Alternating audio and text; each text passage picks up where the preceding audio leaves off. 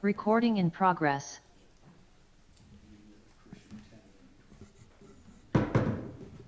Welcome everyone to the H Park meeting on Thursday, March 6th. We've got a pretty full agenda, so don't fall asleep. We have a couple of announcements. One is the fact that there's a tax credit workshop that's going to take place on March 27th between 4 and 5:30. It's going to be in Milton at the Milton Library. They are hosting it, and the SHPO person will come down for it. And I have a sheet here, and I think it's been posted on the city's website or not. I don't know. Okay, We'll and double check. and also, so here it is. You can go online to the City of Milton, and I'm not exactly sure where it's being posted over there, but it's supposed to be posted, I think, on our bulletin board. John Ward said he would take care of that. I just haven't looked at the bulletin board. Okay. lately. And also, perhaps on the city's website as well. So it would be very educational. Does it require registration? It does not say that. Okay. It just says March 25th, 4 to 5:30. Kara Briggs, the architectural historian from SHPO, is going to do the presentation. And so I think it would be good for anybody and everybody. And also, if it turns out to be really good, we'll see about hosting it here in the city, in Lewis. Also, a reminder from the secretary that does all our minutes to make sure that everybody pulls the mic towards them and speaks clearly. We have a couple people, Pete, that usually sit back, and she misses a lot of that. Next, we have the February 6th minutes. I have something that I would like to just clarify. We had on page 4 in the middle, we had I brought a book last month, Restoring Your Historic House. It's a big binder. It's very, very helpful.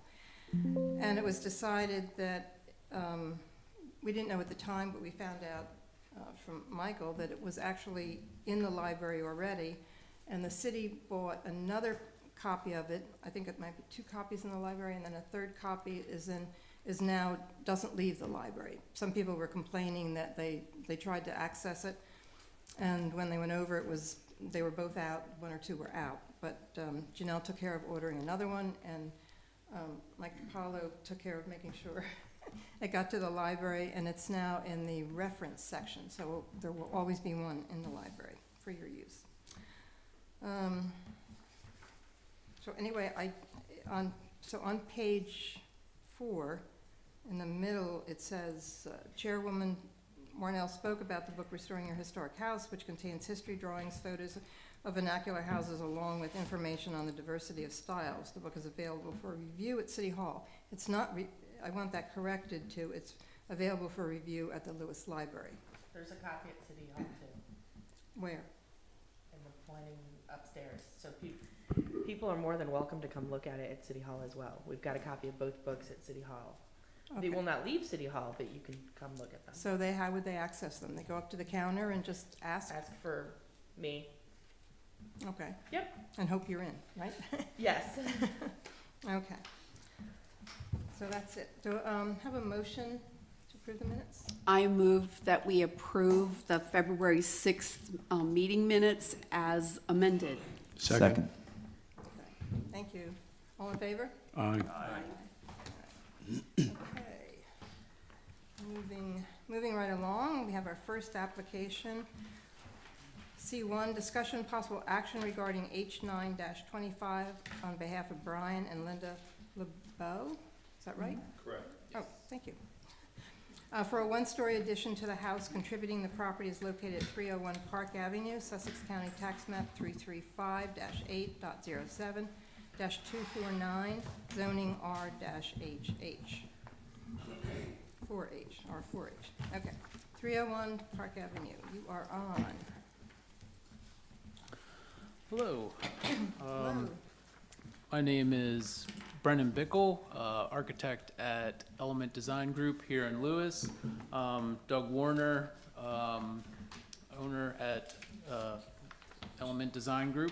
And we are here to represent Brian and Linda LaBau at 301 Park Avenue. With this project, the main goal was to get a first floor bedroom into the house. Currently, there is none, and with aging in place in mind, we wanted a first floor bedroom where we placed it in the front of the house. Just if you go to, let's see, A201, just gives you an idea. Yeah, right there. So in the bottom left corner, that is where the new bedroom is going.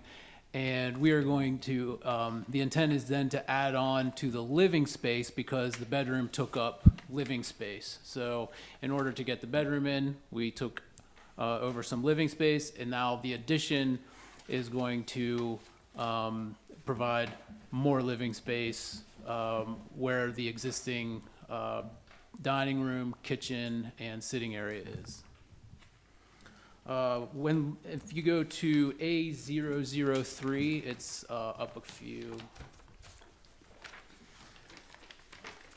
When looking at the historic structure, we actually saw an opportunity to extend existing elements, the roof, the windows, extend them around the corner, and actually try to make the house look a little more complete. Like right now, you have like a 1.5 story structure. You see on the bottom left-hand corner that there's a lot of room, you know, above those windows. So by bringing the roof and the structure around the side and bringing the windows around, you can see on the bottom right, we tried to create more of effect, like of a wraparound porch that could then present a little better to Park Avenue. The materials we would do, it is a contributing structure, so we would do the wood clapboard to match what is already there. We would do the roof as metal to match what's already there. And for the windows, we plan 6/6 vinyl clad with the simulated divided lights. The window trim and the trim, we want to all match existing because it's all, that is the intent, to just match the existing with both material and profile. The foundation would be brick also to match the rest of it. This project did receive a variance 2 days ago, so we were actually over the setback. To do this, we're actually kind of encroaching into the setback, so we had to go to the Board of Adjustments to see if we could actually do it, and it was approved. So with that, that's the summary. Okay, I'm just gonna confirm, all materials, colors, and finishes match existing. Correct. Mechanicals, where are mechanicals? They are not moving. They are to the left of the house. Let me see if we have them. Did I miss them on the plan? I didn't think they were. No, if you go to, we have on A002. You can kind of see it off to the left there. It's a very small square. It's like, Next to existing dwelling? yes. Yeah. If you go straight across from existing dwelling, that's where they are, or that's where it is. Right in there, To the left of the house. where the arrow is now? Yep, Or blue it's, stuff? yeah, we're not doing anything. Okay, all right, so that's existing.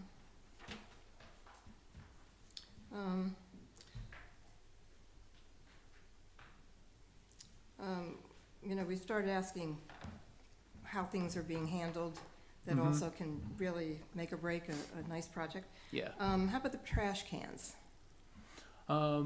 Trash cans, Is there any, I'll ask Brian here. Well, here, okay, Could you please come up to the microphone You can pick the, it's a good time to introduce Brian to and you. introduce yourself too? Thank you.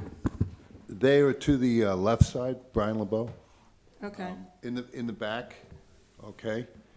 there's two, they're against the fence, right there where that cursor was.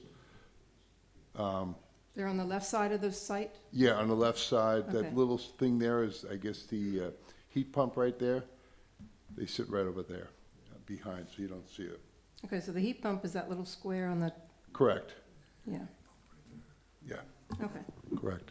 all right, and trash cans are behind it, okay, great. Is there any new lighting that's gonna be added to the exterior? No, no lighting is planned. Okay. All right. The windows that you're covering over, are they usable, or are they historic, or are they just some recent change? I believe all of the windows, and you can correct me if I'm wrong, are already replaced. They're all newer windows, correct? Yeah, they're all newer windows, so we don't have any old wood ones. So are you moving them to the outside wall? I don't know. We didn't really think about that, but our intent, I mean, we'll probably just use new ones. Okay. Yeah. Will there be any plans to differentiate the new structure from the original structure? No, on this one, we did want to extend that existing kind of sunroom and make it look like it was a part of that lower part. Okay. So keep it different. It's not tying into the older structure that's the front, but we did want to continue the look of I'll call it a sunroom corner there. So is there any way you could show that is not the original structure? So 100 years from now, someone would know that that wasn't necessarily the contributing structure? I mean, on this one, I would say wasn't the intent. Okay. Other than, yeah, because I don't know, and I would have to find out when yeah, other than we kept it from the main structure, I would have to see, because I don't think, it's a more modern addition that we're extending, so. No, I applaud the fact that you are utilizing the materials and you're trying to match things, and I think that's great, that's commendable, but I know that we talk about this when you're adding a structure onto a contributing structure, about differentiating the old from the new, and I just wondered if you had given that some thought. Right. Yeah, well, I think the main thought there is that we kept it back at least a foot from what we thought was the primary structure that you find on the corner with the charming door on the corner as well. So setting that back the 1 foot and having the porch wrap around made it feel like that was an addition. Maybe the way it should have been done in the very first place is really the way we were looking at it. Okay, fair enough.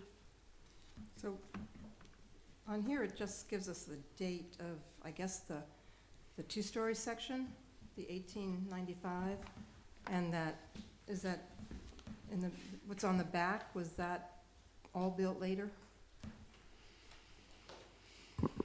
Or we don't know? I do not have, Yes, it was all built later? yeah, I don't have the exact dates on the additions. Okay. It looks like it was there in 1910, according to the Sanborn maps, at least part of the addition. I think, Deb, and, wanted to just make a comment about what you brought up. I think there's everything as far as, we do historic rehabilitation here in Lewis. And although the guidelines from the Secretary of Interior is to identify any new additions from the existing, but the reality is it depends. There are certain structures that lend themselves to do that, and I personally agree with the way you've approached this. This would just be, because it's actually repurposing, in a way, the space that's already there. You're just bringing it forward closer to park. And so it's not a clear, defined addition as it would be in other situations. So I think you've done a really great job. Thanks. Any commissioners want to say anything else? Larry? Nope. Deb? Yeah, Madam Chair, I think it might be helpful if I just, because we have a few items on the agenda that have been reviewed by the BOA. Okay. I just wanted to point out that BOA proceedings are entirely separate than H-Park. So you are free to act differently than the BOA. I don't want you to feel any pressure to act a certain way. Also, I just wanted to point out that under the H-Park ordinance, the standard order of procedure is that if an application requires review by the BOA and H-Park, the application will first go to the BOA and then to H-Park. That's the default procedure. So I just wanted to make clear there. Okay, thank you. Michael, Mike? Oh, Kevin's online? Kevin, do you want to jump in? I am recusing myself from this application because I know the applicant far too well. That's why I've been quiet in the past. I had a little trouble getting on earlier, but just for the record, I'm recusing myself from this particular application. Okay. Thank you, Kevin. He's my neighbor. Thank you. Kevin. Mike, do you have anything you want to add? I don't, but I would concur with the chair that I thought that this was given the questions raised by Deb, that it is a very sensitive addition and flows well into the historic property. Okay. Pete, do you want to add anything? I agree, it's a great design. I'm just a little concerned with it changing the streetscape, and we're setting a dangerous precedent, but I understand that there's really no choice, too. And thank you for leaving the store door. Yeah. Okay, if there's no other questions or any comments from the public, anybody have anything they would like to say or not say? Okay, all right. Nope, somebody put their hand up. What? Somebody online? Yes. Did they want to speak? Okay. Yes. Yes, hello? Hi, Carrie Tripp, 400 Park Avenue. Also a neighbor, but a little bit further down the street. Appreciate that they're keeping that front door, which is totally charming. I too was interested in the variance issue. I was glad that the city attorney clarified for procedural purposes the role of H-Park separate from the role of the Board of Adjustments and the process that goes there. I was just wondering, is this the same plan that was approved by the Board of Adjustments? And I echo the concerns, although this house looks adorable even with its new addition. I do share concerns about the city continuing to give changes to the streetscape and variances and things of that sort. That's it. All right, well, thank you very much. And your questions have all been answered, I take? It is the same plan. I think that was the only question. Okay. It is the same plan that was approved. Yeah, and that was But- really my To clarify for Alex, The BOA reviewed the setback issue. A survey is reviewed by the Board of Adjustment, but the architectural aspect of the actual plan is reviewed by H-Park. So in general, they're separate. Okay. All right, thank you. Oh, like a motion to approve, since everybody said it should be approved? Okay. I move to approve. Do I have to do the whole full thing now? You have to Okay. do this. but- Madam Chair, I move that we find the following facts. The application is complete. The property is in the historic district. The property, partially a contributing structure, the property materials are consistent with what we've approved in the past. The proposed changes have little or no effect on the rhythm and scale of the streetscape. I move that we approve the application. I think, given the circumstances and the limitations, it's a really good job. Mhm. Great. Okay, do I have a second? I second. Okay, all in favor? aye. Aye. Okay, now we have to go around and say it all over again. Larry, you made the motion, you get to. I get to speak. You get to speak. I think given the limitations of the lot and I think it's a very sensitive job. It does alter the streetscape a little bit, but not much. I've been over there several times to look at it, so I'm on board with the design. I think it's great. Okay, Deb? And I approve I believe that it makes sense, the space, the interior space makes sense for, I think, the homeowner. Thank you for your explanation, just that differentiation, and I think it makes sense when there's a setback. That's what I was looking for, so thank you for that. I agree with the previous statements. Mike? I concur with the previous statements. I also agree with everything that's been said so far. And I want to repeat that this was a pretty challenging project. You know, had kind of unique conditions, and you also had to go before the Board of Adjustment to make it happen. But I think I think the outcome is really good. I mean, Thank you. So you're ready to go.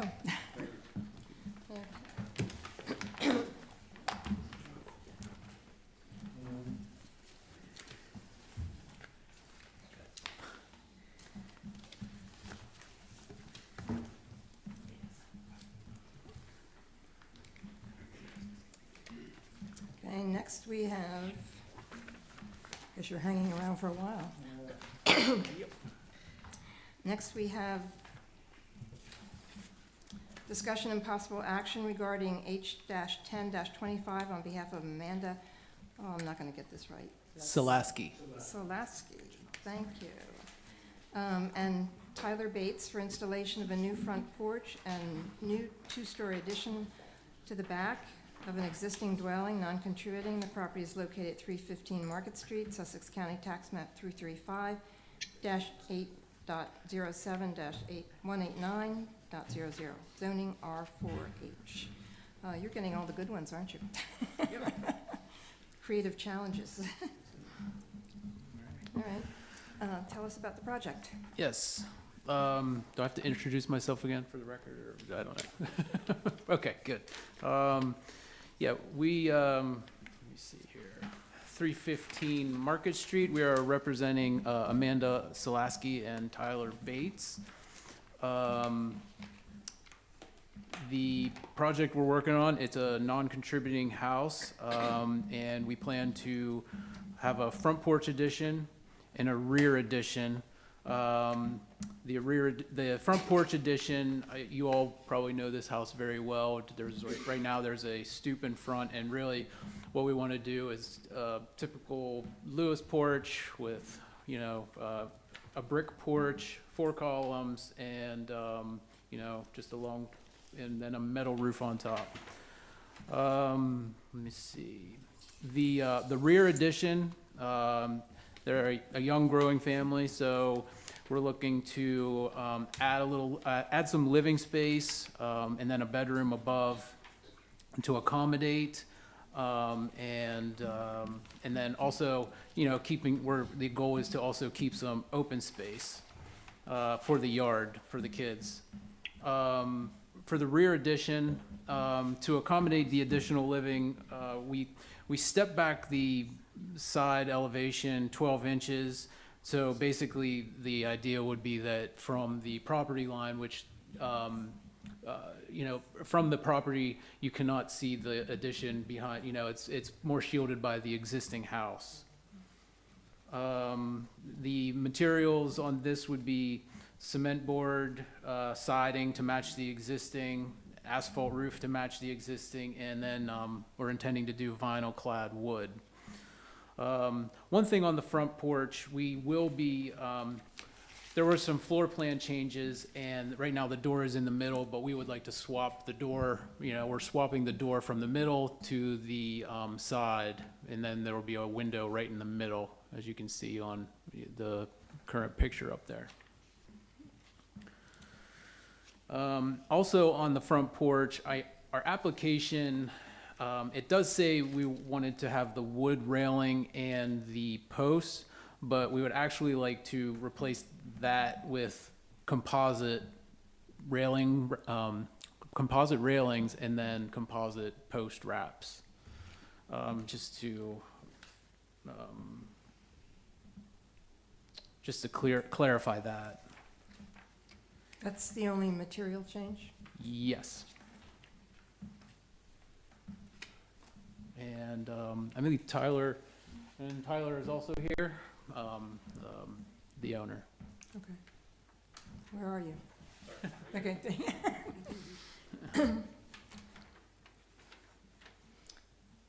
So it's just the porch that gets a material change from the application? Correct. Okay. What material are you planning? A composite wrap instead of a wood, like cedar Any wrap. particular brand? We haven't selected. It would either be like a fiber cement material or, yeah. Something to give, we want it to look like wood, but something that won't rot is the, Would it look like the drawing? yes. Okay.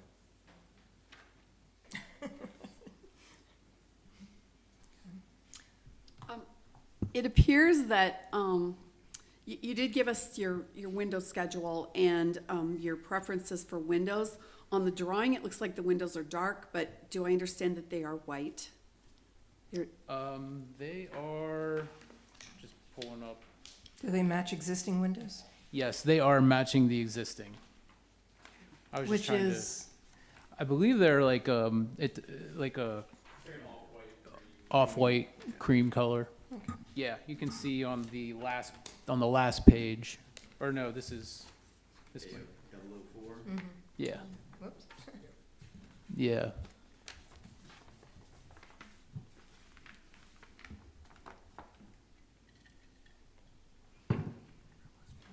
And the, I'm guessing mechanicals and trash are all in the rear somewhere? Yes. Or mechanicals are okay, because they're already on the drawing? Yeah, the mechanicals are on the drawing, and the trash, there's like a sidewalk to the right that they can, Okay. yeah. And is there any new lighting on the exterior? Any new lighting? No, there's no Okay. planned lighting.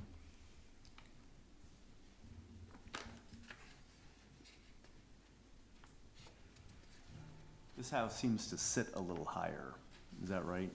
Yes. Okay, Yeah, at one point it did get raised up, I believe. okay. The drawings make the porch like look lower, but the photograph, of course, on 004, it does sit up pretty high. It looks like it sits up high. I mean, I'm just Yeah. making an observation to my eye that, So yeah, it's like, what is it, 3? 3.84 above center line. Okay. Yeah, it sits about a little less than 4 feet from the road. And then there's Which is 3 one reason steps why the- up. which is one reason why the steps have to go to the side, 'cause there's not enough space to. draw Yeah, the steps, correct. right.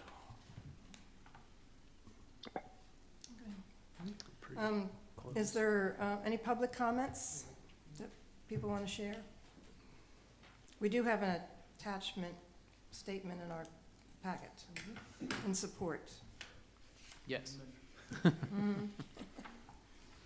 Okay. And just for clarification, if I may, the porch will actually also have to go through, they get the full gamut. They actually have to go to mayor and council because the porch encroaches into the right-of-way. So just keep that in mind. They actually still have to get approval for that extra 2 feet into the right-of-way. Okay. All right. Madam Chair? Yes. Just to clarify, the packet that I received did not have letters of support. However, I will mention that I attended the BOA meeting, the Board of Adjustment meeting, in which this was heard. And so I'm aware that there were at least 11 letters in support of this application.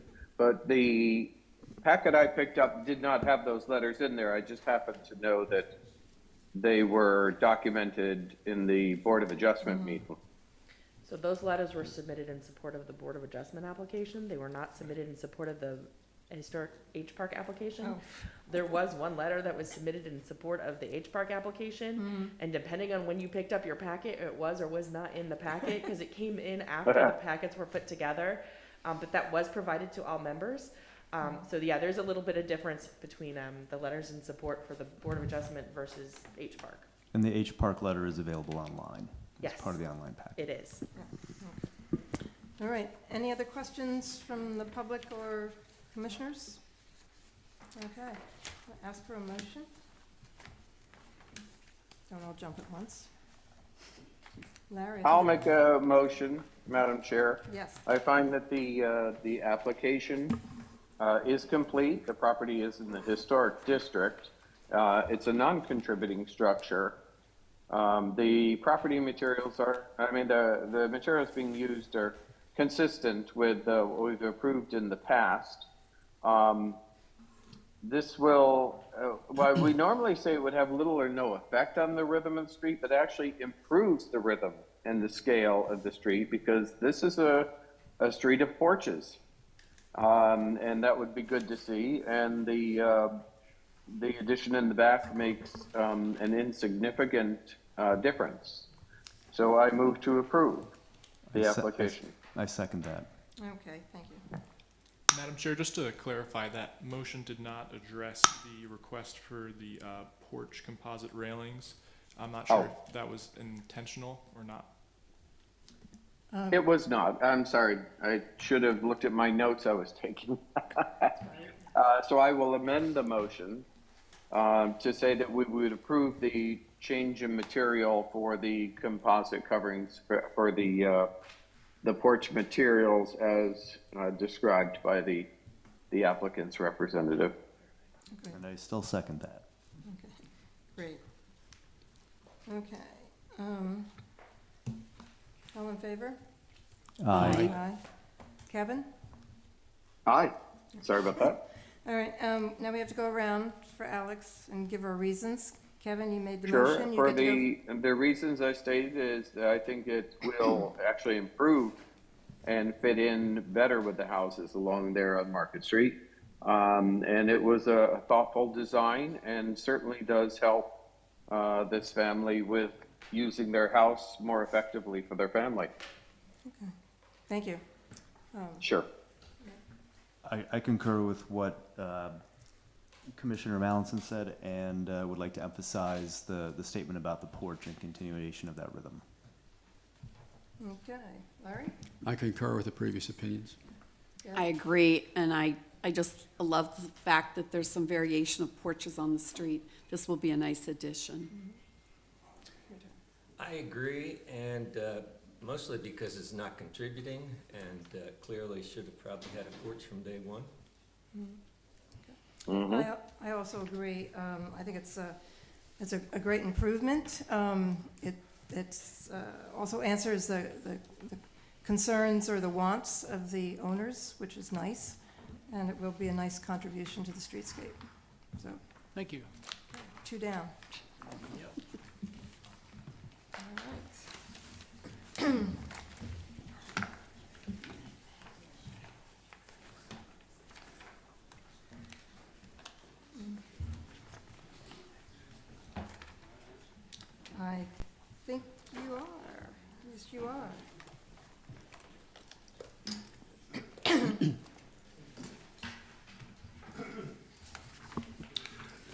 Good evening. Hi there. Good to see everybody again. It's my 4th visit.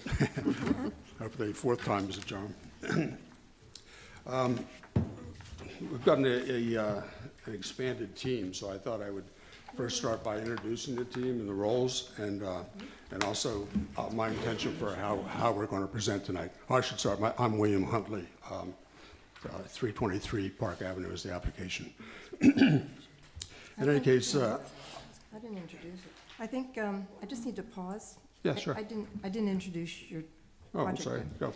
Okay, so it's C3, discussion possible action regarding H-11-25 on behalf of William and Maria Huntley for the construction of a new 2-story residence on a vacant lot with front and rear porches and a 2-car detached garage in the rear. Non-contributing, the property is located at 323 Park Avenue, Sussex County Tax Map 335-8.07, 258.00, zoning R-4H. 323 Park Avenue, you are on. Okay. Go? All right. Sorry for the misstart there. The team has been expanded somewhat. Of course, it's myself and my wife. She wasn't feeling well tonight, so she didn't come. But I have with us tonight Veronica Faust from Morris James Law Firm. She's in the back row, and she will present on certain aspects of our presentation a little bit later. I've engaged also Element Design to work in conjunction with Brenda Jones.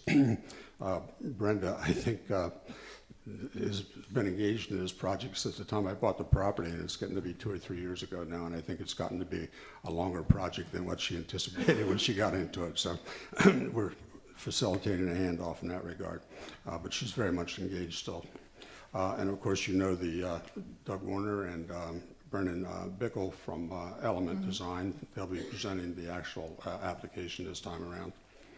I thought it appropriate for me just to recap quickly, how we got to where we are right now. This is the second application for this house. It's the third design, and it's my fourth meeting here. The first design was submitted back in August, at your meeting in August. The outcome of that meeting was like 37 objections to the design that I counted and Brenda counted. And we came back in the next meeting, our next meeting, which was October 3rd, with a redesign, I call it design number 2, where we addressed all 37 of those issues. The feedback that we got was largely positive in regard to those changes. So the focus largely became then about the size of the house.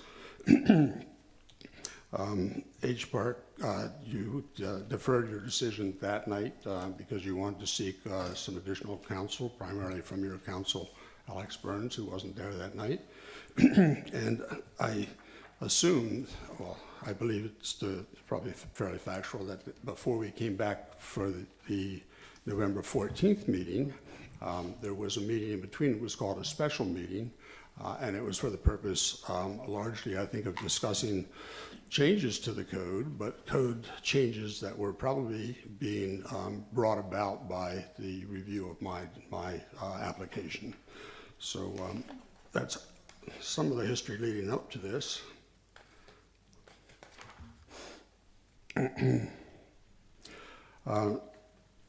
As I said, design number 2 was reviewed on the third meeting, and it was denied on the third meeting. Largely, the objections were concerns over the size of the house. The design that we're submitting tonight has a first floor master bedrooms suite. It has an open living room, dining room, and kitchen area. These rooms are certainly ample sized rooms, but this is not an extravagant layout. This would be a fairly typical layout. My wife and I are planning to live in this house. We hope to age in place in this house until we're either dead or no longer able to stay there. And so a first floor bedroom is important for us in that regard. And beyond that, we need a kitchen, dining room, and a living room.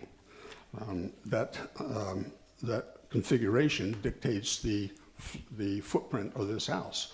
And it's far below the city code in terms of the allowable footprint of a house. So that is, we're hoping that you will appreciate the additional changes that we made in this design. We did try to reduce it even further. We also tried to give it the illusion wherever we could of smaller size by reducing roof lines, adding dormers, things of that nature. We emphasized from the first design, which was a floor and a half in the front, we went up 2 stories in the front to help hide the structure behind the first floor from the street. As I said, the roof line sections were lowered dramatically to conceal the rear of the house. From the first design, there was bay windows and some other things that were not necessarily consistent with the design of the front of the house. That was all eliminated. The square footage from the first design to this design has gone down by 800 square feet. The length of the house from the first design to this design has been reduced by 31 feet. So it's a considerably smaller structure, but I admit it's not a small structure. But it is approaching the point, or it is at the point, where it is the minimal that is a house that we can live in for the rest of our life. And we bought it with that intention, or they bought the property with that intention. The left side of the house also was a big area of topic. It was along a straight wall in the first design. We added a lot of character to the left side of the house in the second design with an offset and some additional trim and different siding. That's been further reworked in the third design. There's more offsets. Again, there's lower roof line, that sort of thing, all to try and visually bring the look of the size of the house down. I believe that's about as all that I wanted to present. So at this point, if there's any questions, I'm happy to take them. If not, I'll turn it over to Doug Warner to present the actual third. I just have a couple of questions in the beginning. It's my understanding that this is being viewed, Alex, as a new application? That's correct. It has a new application number, H-11-25. Yep. Okay. All right. So, yes, you can turn it over to Doug. Thank you. Yeah, before Brennan comes back up and gives you a little bit of overview of the house, I just wanted to go through some of the setback, just so we kind of get that understood, a little bit about the lot coverages, make sure we're all on the same page with those items first. Front setback EBL is 3 feet. We have the front primary house setback 10 feet with the open porch encroaching a little further than that per code. Side setbacks by code are 8 and 8. We have a little over 8 on the left side and 10 on the right-hand side. And the rear setback of 15, with the depth of this lot, the rear setback to the main structure is like 90 feet or something to that effect as well. So we're quite in compliance there. The height of the structure permissible is 30.5. We are pushing it to 30.4, but we are at a 2-story structure versus the permitted 3 stories in this particular zone. Lot coverage. Lot is 9,670 square feet. The main house footprint is 2909, which is a 30.1% lot coverage versus the allowable of 50% lot coverage. And I just bring that to your attention is there's like close to 2,000 square foot more lot coverage for the main house that's permissible on this lot. And to me, that just gives me a level of understanding of, yes, it is still what of a nice size footprint, but it's still nowhere near what this code permits. And that's not a threatening thing or anything. It just gives me a perception of what's actually allowed in this particular zone. From a total coverage, including the driveway, which we are doing pervious material, so we get a little credit for that. And with the garage, we're at 51% coverage on the entire lot versus the 60% coverage permissible. Again, just to give you some sort of way to calculate and get that in our brains a little bit. And not a Lewis requirement, but just looking at what we call conditioned space and what's known in a lot of other jurisdictions as floor area ratio. First floor conditioned space is a little over 2,200. Second floor is like 1,752. So the house runs at around 4,000 square feet of conditioned space for first floor master, first floor living, and then 4 bedrooms upstairs, which is a pretty typical program that we'll find in a lot of the new homes that we're designing around here. Again, just to calibrate us on what this home contains. And before I turn it over to Brenda, I just wanted there was a handout that we think is a little more legible, and maybe we could pull it up on the sheet here. It's our sheet A602. We took a little time, up here it's very poor up here. But if you would more prefer to the handout that we gave you, I think it's a little more legible. This document on the screen illustrates the home quite well, but it doesn't show the modeling of the neighbors. So unfortunately for the public may not be able to see that, but for you folks, I think it really demonstrates, we tried to model the massing of the neighbors on this street. And what you'll see, in our opinion, is that this 2-story house that we're proposing to you folks here, with the homes modeled to their respective sizes, kind of blends in quite well as we view it. Particularly, the house has some depth to it, obviously, but with the perspectives that we're all going to see typically, unless you venture down the guy's property line, fits in quite well with the 2 stories and so forth. So I apologize for the printout on the screen there, but please, again, refer to the streetscape, and we think that brings some valuable perspective to the project. I think it does, except that you put that big tree in there where you're viewing the project, and that's kind of deceiving because you don't really see it. And, Right, and- I guess and- there is a tree there, so we put a tree there. I think it's a great addition to your submission, by the way. Thank you. And just as an overview, we designed a house to try to fit into the Lewis streetscape. We went with a farmhouse style. that's typical around town. And then we, with a porch that addresses the sidewalk. We set the garage back all the way to the rear so that it's not a street presence. And so it's also similar to an old carriage house of old.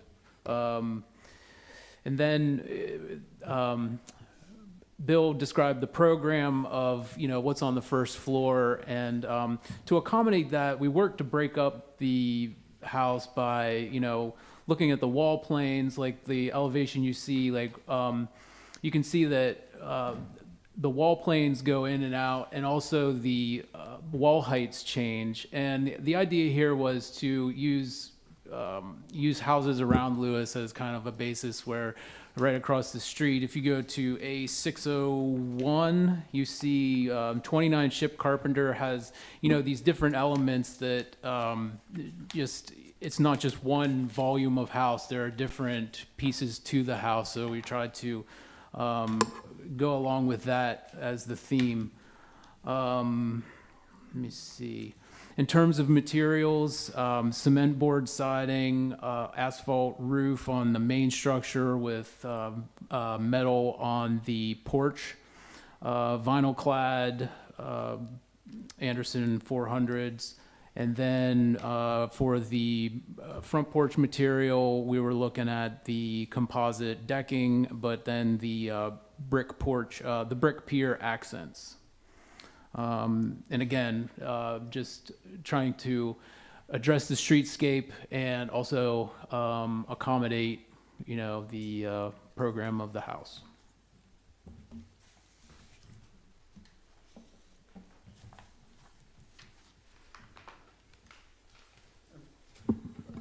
Just one last thing. We say we up here a lot. We want to thank Brenda because she collaborated quite well with us on this. So thank you very much. So Brendan, can you talk a little bit about the relationship of the two entryways? You have the front entryway on the front of the house, and I think that's pretty typical, and we just saw an example of that in the last house we approved. But then the second door that sits back a little bit.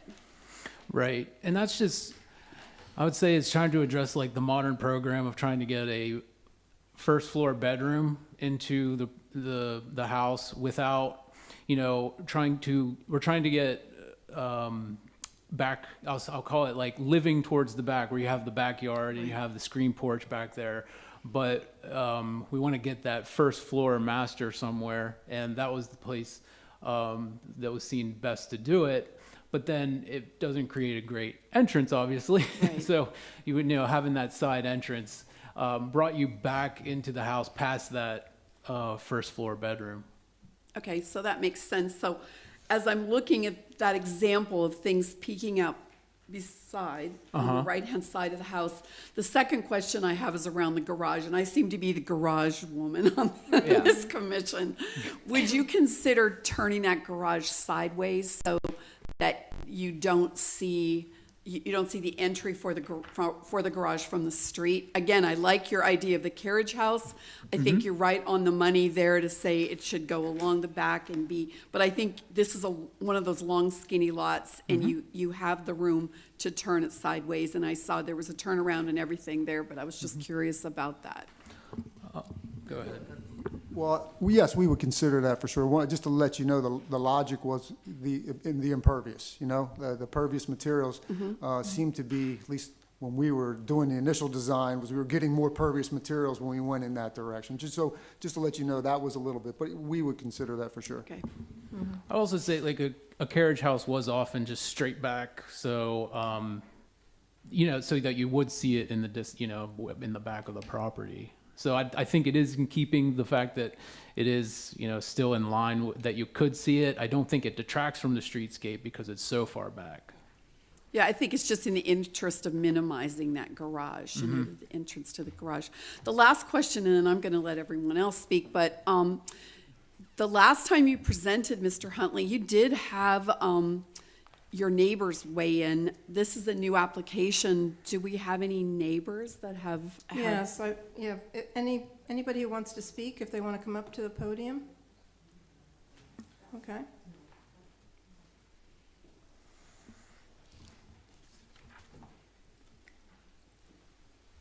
Thank you. Amy Morosco, 329 Park Avenue. I'm the house as you face this applicant's house to the right. And the tree on this drawing, that's my tree, by the way. I just want to say. I bought my house 5 years ago, and I put 14 trees on my property, and it had already had over a dozen trees. So one of my comments is landscaping. And I know that's not in really your purview, but I've spoken to the applicant about that. He's been very open as well. Because both properties on either side we have backyards. In fact, that's very common on our street, is to be able to have some backyards, green space. This house takes up a lot of that space. So it's interesting to me if the garage were a carriage house, not just so much from the streetscape, but also that feeling of perhaps we could have more greenery there. I know that my neighbors and I feel like the applicant has done a really good job in listening to all of you. We're not H Park specialists, but we feel like he and his wife have listened, and they've been very responsive to our concerns as neighbors. So my other neighbor who's in the back, she was looking at originally a, 108-foot wall house. Now it's more interesting for her side. For my side, the second entrance is a little bit, it's not as private for me, but I understand the rationale for that as a bedroom. So I get why they're doing this. So overall, what I want to say is I feel that the applicant has listened thoughtfully, made significant changes, and I'm confident that he will look at additional landscaping as a way to provide privacy for his family as well as for my family. So I appreciate it. These skinny lots, what can you do? So I appreciate that, particularly from the front. It feels like it belongs in our community. So again, I thank H Park because you've really added value for our street by listening, and not just the rhythm and cadence, but also what we as neighbors will want. And I appreciate the applicant has done as much work to meet our needs. It's still a big house, okay? But the fact is, he's met us more than halfway. So thank you for the opportunity to speak. Thank you. Anybody else from the audience would like to speak?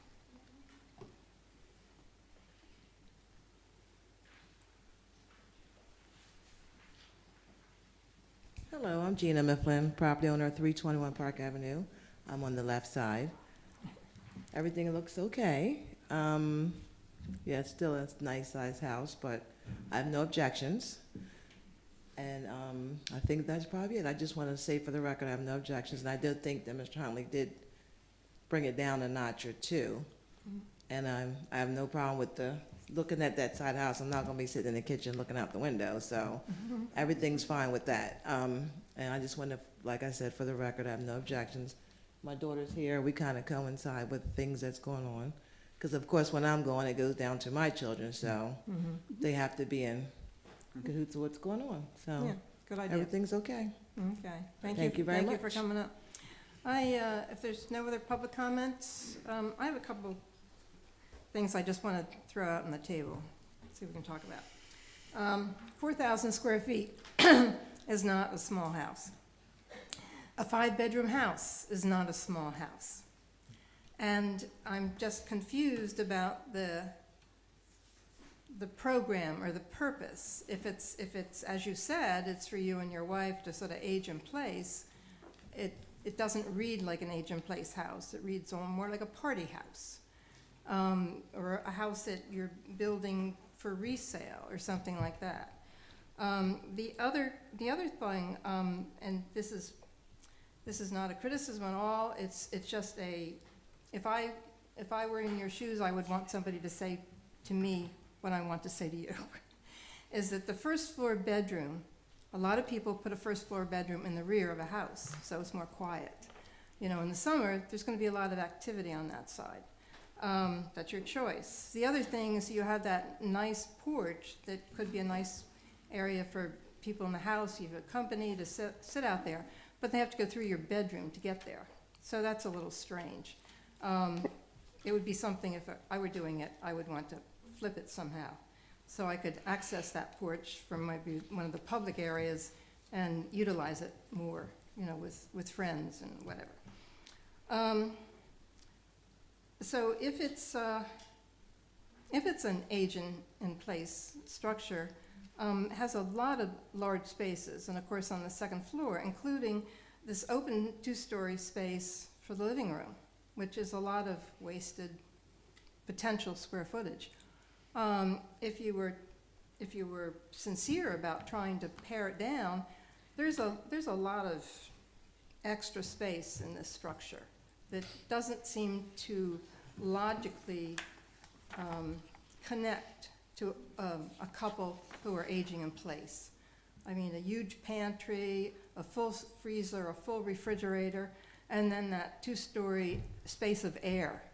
I mean, that second floor appears that it could really slide down so that part of the rear could actually be a single, would not be a two-story space, but a single. You know, you've got enough square footage between that open air space above the living room and then other open spaces on the second floor. You could even still get your 4 bedrooms and 4 bathrooms up there. It's just a matter of going back, and as in some of my projects we would call it, you know, trying to take out the fat, you know, so that you could just give up a little here and give up a little there. You could make that house be 2-story, not all the way back, but, you know, just onto the back side of the living room, something like that. You still have to get the stairs and the elevator up there, but, you know, you're creative people. You can do that. That would be my strong suggestion. And it would then fit more closely to 19759 A7 scale, definition of E, scale. Since the scale of the city of Lewis is intimate in nature, any building contrary to that of the streetscape will be considered to be out of place. So if small scale is what is noted as part of the description of Lewis, not 4,000 square feet house, then it seems a reasonable request for HPARC to ask you to consider going back and making it closer to the intimate scale of houses in Lewis. The overall design, I think, is excellent. I mean, that we talk about the detailing, the styling, and things like that. I think that's really good. I don't think anybody has any complaints about that. And I think it has evolved over time, but it never went on a diet. You know, it never really got smaller, significantly smaller, so that it feels like a intimate house that belongs in Lewis. It still now looks like a big house. And that's my concern. That's my concern. We'll let Veronica speak, but I'll again point you to 2 things. We talked about streetscape, and again, if you look at the streetscape that we created on this and what you'll be looking at from the street, I think the document that we submitted to you is very indicative of what the people in Lewis are going to be seeing. So I would just like to point that out to you. When we talk about streetscape, let's look at the streetscape a little bit versus the back of the house where we can't see. And that was the intent of us putting this together. I think it has the volumes that are very similar to what the neighbors have there. And we can't speak to Mr. Huntley and his wife and how they live and different things of that nature, but the streetscape that we've created, we feel very comfortable that fits in with Lewis.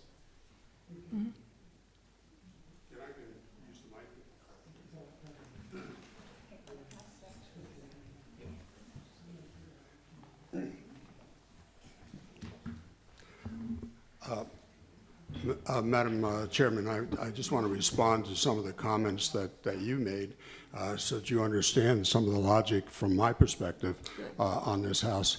As far as the master bedroom up in the front is concerned, your points are valid, but if I put it in the back and I want to use the back porch, then I'm going to still be going through the bedroom to get to the back porch. You don't have to do that. You can have it both ways. Yeah. Yes, it's a space planning challenge, and they're very capable of that. Well, okay. Well, In any case, the disadvantage of accessing the porch in the front because of the master bedroom is noted, but it's a disadvantage that's acceptable to us. In terms of aging in place, and this house being greater than that, my wife's a full-blooded Italian are very clannish people. Cousins, she comes from Ohio, cousins are closer in her family than my brothers and sister are in my family. So we get visitors in the summer. My daughter and my 3 granddaughters live in Bear. Her sister and her niece and their family live in Philadelphia. She's got tons of relatives in Ohio, and people come to visit us. And when they come, it's nice to be able to give them a bedroom. So we don't need 5 bedrooms. 4 bedrooms would have been fine. But the space that was created on the first floor created a space on the second floor, and it allowed us to put a 5th bedroom there. I mean, if I could somehow, take that 5th bedroom away and make the house look a little bit smaller, then that would be okay. But the space was there. The footprint was created by the first floor. Yes, we could, I guess, squeeze down the living area, the open living area, and make it smaller. But this is a modern, interiorly, a modern living space, and it's not extravagant, and we have reduced the size. This house is 800 square feet less than the first proposal that we gave you. We did away with the dedicated gym, we did away with the dedicated game room, all of your suggestions. Yeah, but it's now that it's just open space, no square footage. I mean, you just took away the floor and the labeling of it. I mean, that's all I'm saying is, why don't you put that, capture that, because a 2-story living room space is really not comfortable, all the heat rises. But you could, and it wasn't originally a 2-story living room space. No, it wasn't. No. And so you could, just skew, you won't give up your 4 bedrooms, you won't give up your 4 bathrooms. You can still do that, but that would allow you for a portion of the rear of the house to have it be 1 story, and it wouldn't have that look of volume that it has to the neighbors and from the street when you look This down house the has side. come down in size with every single redesign. I understand that, but listen to me. You don't have to give up the 4 bedrooms and the 4 bathrooms. I'm just asking you to take another look, and if you like the front living room, bedroom, fine, you keep it. But I'm saying there is a way that you could not have that house look so large and have more of that intimate feel, that there was and by just tweaking it some, I think that now 1-story rear could actually feel like a 1-story addition later on. You've got really good architects that you're working with, Brenda and now Element. So, that's a very doable thing. And I think you would get a lot back from it in how the house looks and how it fits into the more intimate look of Lewis. This is our 3rd redesign. Every time we come here, the direction changes a little bit. The last design, you actually voted in favor of passing it, and now it sounds like you're opposed to this one, which is actually smaller than the last one. I know, but it's the whole idea that you say, well, I gave up these 2 spaces. Yeah, but the interior square footage hasn't changed. It has. In total, it's come down to 800 square feet. It's a 2-story living room. It's a 2-story living room. I understand, but it's got 800 less square feet than that. Madam Chair, if I could. Yes, Kevin. I sent a document to Blue. Blue, did you get my PDF to put up? What I looked at, because I keep hearing we have made such dramatic changes, is the top image is what you present today, and the bottom image is what you presented in November. And I don't find it persuasive that is a major change. And one of the things that I'm a little disappointed by, including your designers or architects from Element, is the focus on square footage, when repeatedly the comment about mass came up, not the square footage. So that's what I think the chairperson is trying to say, is there's notes in this application this time that we have made these great changes and changes the roof lines, and what I see is the screen porch roof has changed a little, and one of the other roofs is probably changed by maybe 12 inches. But essentially, that left side of the house looks virtually the same as it did the last time you came in. Yeah, this is So the last time. that's what the chair means by, yes, you took away the purported use for 2 rooms, but the space of those 2 rooms is still there. And I have to agree with the comment that you say this house is not extravagant and that this is your, living to the end. And yes, I love the idea of aging in place and having a first floor bedroom, but this is a 5-bedroom, 5.5 bath, house. So I don't understand why the concept of mass does not seem to be understood. And you were actually not correct in suggesting that our October special meeting on the concepts of mass and scale and proportion and rhythm and all that was in response to your application. It actually was in response to me going to an educational program earlier in the summer where we immediately started to think about updating our city code because it had been about a decade behind since it had been changed, and that we really needed to work on the Secretary of the Interior's interpretations of what's meant. So the good things are the design of the house from the outside, particularly from the street, is beautiful. I would agree with my colleague, Deborah, that looking down the driveway and seeing the garage just has the eye seeing building, and at the end of the driveway building, as opposed to some sort of greenery. So it would have been great if the idea would have been to rotate that. I also take a little bit of disagreement with calling that a 2-car garage. It's a little bit bigger than a 2-car garage, but you need a place to put your vehicles. But when you're trying to make the argument that you have brought this down dramatically since your last application, I don't see it. In blue, the document also shows the roof line differences, because I looked at those as well. And the red line shows where the roof is now versus where it was back in November. That is a minimal change. And yes, the screen room, which is not the biggest part of the house, does have probably almost a 3-foot drop in the roof. So that's good. But the side view on the left is still quite massive. It's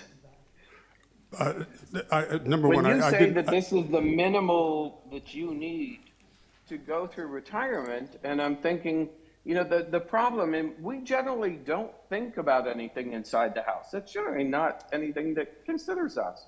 But when you, as my mother used to say, you're putting 20 pounds of sugar in a 5-pound bag, and you can't do it.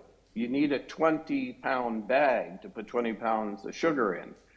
So to get 5.5 baths and 5 bedrooms into a house, you have to have a big house to do that. But I don't see that profile change much at all. And I would encourage you all to go back and look what we were talking about when we were talking about mass and scale and form. Hey, Kevin, this is Doug Warner. I have a question for you. That diagram up there is what part of the house? That's the left side of the house. The diagram I'm looking up there, I believe, is the rear of the home. No, the Kevin, one she it's just the put- rear. Kevin, it's the rear that's on the screen. I can see now that it's from the rear, from the back. And do you guys have purview on the rear view of the house? I think he's just using it as an example. I know, but at some point in time, using the folks, we have to example that focus when on you what we make have a- as a group, as a purview of the review. Point taken, I understand, but at some point in time, we try to design as to what we have as Yeah. purview and what we're looking at in terms of the design of the Well, home. I think there was also a side view, which we do see, and that you know, you'd rather just look at that when we can. And really, I But I looked bring at that it to the only same attention, because Barbara, with the streetscape that we showed. That's why we went through the effort of illustrating with the streetscape what we thought was more demonstrative of, demonstrative? I don't know if I got that right.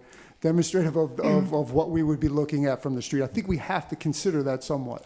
Well, I think we do, but I think it's sort of the difference of opinion here is that it's 4,000 square feet is a large house. And all I'm asking is if you would consider being a little more creative about how you could reduce it, since you took out these 2 spaces of exercise and whatever, and it didn't reduce the size of the house, it just became airspace, which is... We look at it as a new design. I just need, thank you, Dana. Thank you. We're looking at it as a new design, and we are at 30% lot coverage on the main structure, and the Lewis Code permits 50%. So I think that's sorry, relatively, we're trying, as a design perspective, we're trying to keep that parameter. That is a rigid parameter that we try to focus in design, in addition to how it looks.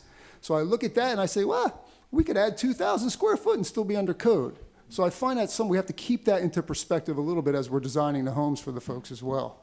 Well, you do. So I don't quite understand why the concept of square footage being different than the mass and form of a house is not apparent to a design group. I just don't understand that. We had an extensive meeting in October in which we, as an H Park Commission, discussed those concepts and why they're important in a town that considers itself intimate. And I think we addressed that with the front streetscape that we proposed to I'm y'all. sorry, That's I'd all. like to finish speaking. Mass is different than the square footage. So your applicant himself said, we need a first floor bedroom and kitchen and et cetera. And that's what set our footprint. That's absolutely true. That set the first floor footprint for what dictated the basic needs.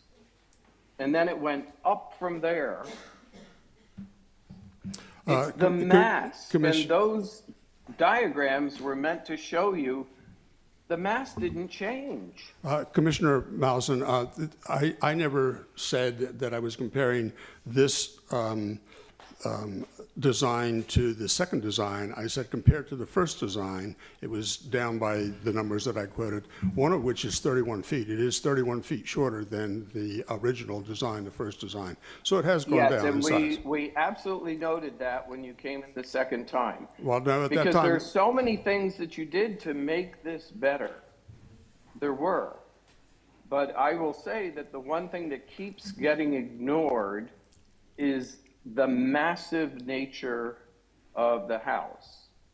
well, I think at this point I'd like to turn this over to Veronica Faust then to talk about the code and the terms in the code and that sort of thing. So thank you, Commissioners. Introduce yourself for the Yes, record. my name is Veronica Faust. I'm an attorney of Morris James, and I represent Mr. and Mrs. Huntley in these proceedings. I just want to point out a couple of things. One of the things you seem to be focusing on, and we're talking about mass, but the code talks about scale, okay? And we're getting hung up on square footage, all right? And when we talk about scale, the code defines scale as the relationship of the architectural mass of the structure in the context of the streetscape. Scale may be thought of as a relationship of the parts to a whole. Scale in architecture is a measure of the relative or apparent size of a building or building component in relation to a unit of measure or a familiar size for such component. And I want to point out that, with respect to this, that if you look at this house covers 40% less of the lot than it is allowed under the requirements of the code. Okay, 40% less. That is significant.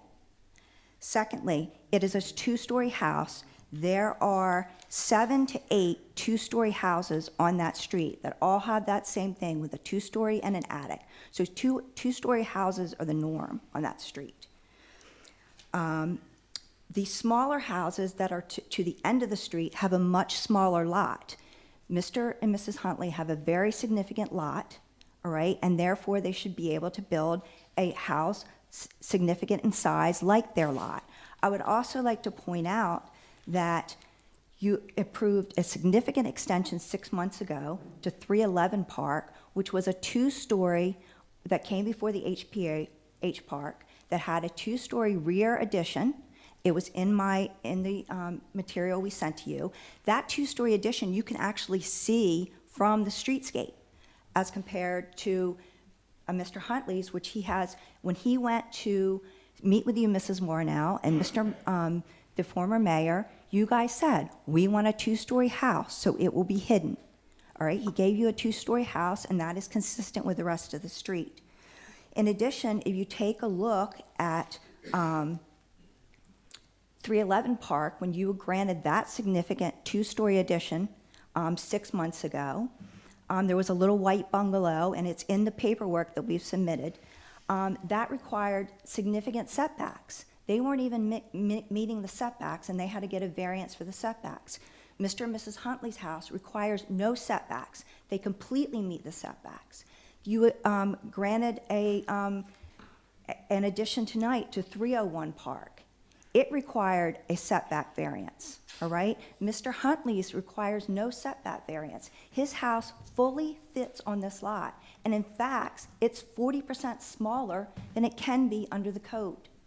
So I don't understand what you're talking about scale. If you look at the houses when you're talking about the houses in Ship Carpenter Square, we have houses on Park Street that you can see the full length of the house. That is part of the streetscape. With regard to Mr. Huntley's house, you're only going to see a small portion of the house, all right, on the streetscape, based on the drawing that Element provided to you to show you how this house is going to look in connection with the other houses. So much of this house is going to be camouflaged. You won't see it from the streetscape. I also want you to take note of the large size of the houses at 42 Ship Carpenter, 29 Ship Carpenter, 1 Ship Carpenter, and 2 Ship Carpenter. In 2020, there was a large addition that was approved by the H Park to 1 Ship Carpenter Square. In 2024, there was a large addition that was approved for 40 Ship Carpenter Square. I would also like you to take note of Exhibit 10 to our application, and you can see 309 Park has a massive, extensive addition in the rear that is no different than what Mr. Huntley proposes. So this idea that there's substantial mass and you're hung up on the square foot, this is a very large lot. And hence, they should be able to build a house worthy of this lot, and they're already building a house that is 40% less than they can. So we would respectfully ask that you take a look at this and you consider the scale in terms of the other houses around it, what you're going to see from the street, and the actual size of this lot. There are many houses on this lot that are on lots much smaller than Mr. Huntley's. In fact, the lot for 301 Park that you approved tonight, that house is 75 feet deep. Mr. Huntley's lot is 193 feet deep. All right, the houses that are on the far end of the street that are next to 4th Street that are very small, those houses are less than half deep as Mr. Huntley's. So we have to consider, when we consider scale, also the size of his lot. And that's all I have. Thank you. Thank you. So in your application, you talked about Park Street being eclectic, and I think we all can agree that Park Street is eclectic. It is interesting. Park Avenue. Oh, Park Avenue, I'm sorry, Park Avenue is eclectic. That it has very long, deep, skinny lots. And, you know, we have grappled with that. I come back to the fact, though, that I read the history of your interaction, you know, with the city of Lewis. And when you purchased the lot, there was a structure on the lot, and it was a house, as you described, as being unsafe, and that it was agreed that the structure should be demolished. I go back to that though, and I think at the time you agreed that you would try to replicate, or in the spirit of that original structure, try to build a home that was in that spirit and started out with that very diminutive structure that was on the lot. I look at your plans now, and I look at the living room of your house, which is by far larger than the original structure. I would say that to your credit and to the credit of your designers, you've done a great job with that front facade. I think that really is capturing it. The rhythm of the building itself is capturing that idea, but it still is, again, the size of the building. I'd like to respond, though, to your comment about replicating the structure that was there before. Brenda and I went to that meeting where we were summoned to Ted Becker's office by the city manager, and H. Park was there. I think the members have all changed with the exception of Barbara. She was the only one, is the only one still a member that was present at that meeting. In any case, both Brenda and I come away, and it was clear to both of us that the mandate was, when we built there, that we would build a front section that did attempt to replicate it. And the first design that we did was that. It was 1.5 stories, and it looked very much like it had the size and dimension. The problem is that was such a tiny house that was there that building the structure behind it was problematic because you could see it from the street. And in that meeting, Barbara suggested that we consider, and other commissioners as well, that we go to a 2-story building. So we did that. Came back with a second design, 2-story, and we lowered the roof line in the second one to bring it down to, try and disguise it from the street. So we did that. And now we actually, we can sit here and argue about scale and mass and square footage and all that all day, and we're probably never really going to come to a consensus on that. But the fact of the matter is that this is the 4th meeting. This is the 2nd application. This is the 3rd design. Every time I come here, the goalpost moves, and there's never any definitive instruction on. This is a matter of I don't know what I want, but I'll know it when I see it. I can't operate like that. Nobody should have to operate like that. I bought this lot because it was a 10,000 square foot lot with the expectation that I was going to be able to build a building that was consistent with city code. And I have done that. I have done that to excess. I'm not asking to build a building anywhere near the size that city code would allow. And I didn't know about that special meeting on October 29th, but I did view the video. And in that meeting, your attorney, and I was, by the way, deferred from the 2nd meeting to the 3rd because you wanted to consult with your lawyers. That was part of the reason for that. That's why I assume that's largely what that special meeting was for. But at 1 hour and 14 minutes into that video, your attorney not recommended, he instructed you that it was your obligation to pass a compliant application, but you could put reasonable qualifications onto it. I've given you a compliant proposal. I think it's your duty to rule on it based on city code. Yes, there are other influential documents, the Secretary of Interior, but they are guidelines. They're subject to interpretation. The only thing that you've got that's finite is city code, and the only thing that I've got that's finite is city code. You can't keep asking me to keep going back. It costs me thousands of dollars every time I go away and do this. You can't keep doing that. So I think I've complied. I think I've operated in good faith, and I think it's, at one of the earlier meetings, Deborah's not here, she said sometimes you have to hold your nose and vote on stuff that you don't want to do, but I think that's where we're at with this one. And I would just like to add is that you've asked for a 2-story house, Ms. Warnow, when you've initially met with him. He's given you a 2-story house. No, he had a 2-story addition on the back of a semi-replica of the original house. It didn't look right. He didn't like it. I didn't. Nobody. It was not a good solution. And so I said, well, we're not going to hold you to doing a replica house in front of your 2-story house that you want to build. So that is when I agreed with him that that front section could still be in the flavor of the house that was demolished, but it could also be a 2-story size, so that the addition he wanted to build to get everything in it that he wanted would be more workable. That's So- how that went. And he's given a two-story house, and like I said, 7 to 8 of the houses on the street are two-story houses. There's no And problem there- with the and- two-story. No and problem. So, is it the square footage? Is that, because that's not what scale is. Scale is the proportionality It is to other. the mass. To be in, But all the houses are, if it's the mass, okay, the width of this house is 30.2 feet. It's 30.2 feet long. The width of 329 Park that you can see from the front is 38.2 feet long. The width of 321 Park is 27 feet. So the width is in the middle of 329 Park and 321 Park. It's the same height as 329 Park. They're both 2 stories. 321 is 145. So I don't understand what you mean by mass, because it's just filling in the mass of the width and the height. And it's in between the other houses. Beyond that, the house is designed so that there are smaller portions and segments of the house. So it's not one big, large box. it's a one big large rectangle is what it is.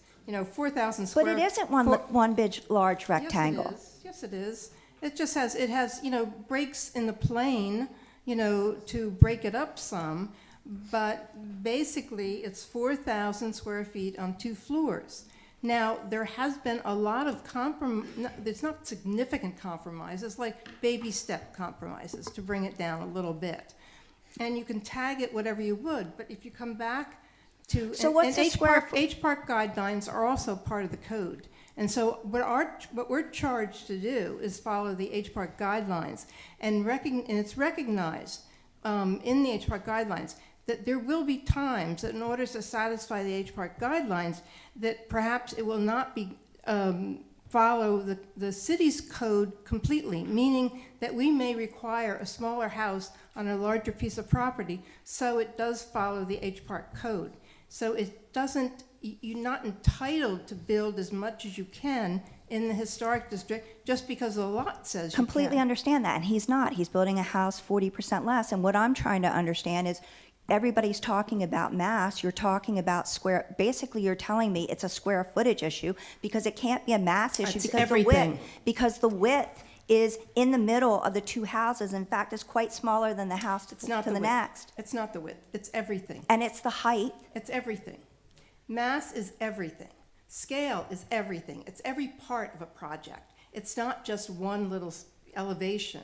It's everything. But it What sounds goes- like you're saying it's a square footage issue, so what's the magic square footage number for the board? No, We it's not. never it's- said it was a square footage issue. We said it's the mass that is built on that square foot blueprint, that footprint. And we absolutely agree that he has taken off square footage in the back and shrank that. But that's the reason why I showed you those side elevations, is that it hasn't changed significantly. The mass is how it's, when you read the scale, the definition of scale, and it says to you that it's the architectural mass of the structure, and it's the relationship of the parts to the whole. Then, I heard a comment that the hyphen is better than it was. I don't see where the hyphen is significantly different at all. So Again, that was so compared to the first I understand that design. you do not understand what we mean by mass, and so I will just let it set at that's not a concept that you're grasping from what we're saying. According to 157 or 197.56 in the definitions, there's 2 definitions. There's a definition for mass and a definition for massing. And massing, like Commissioner Mallinson stated, is the relationship of the structure's various parts to each other, the combination of several masses to create a structure's volume.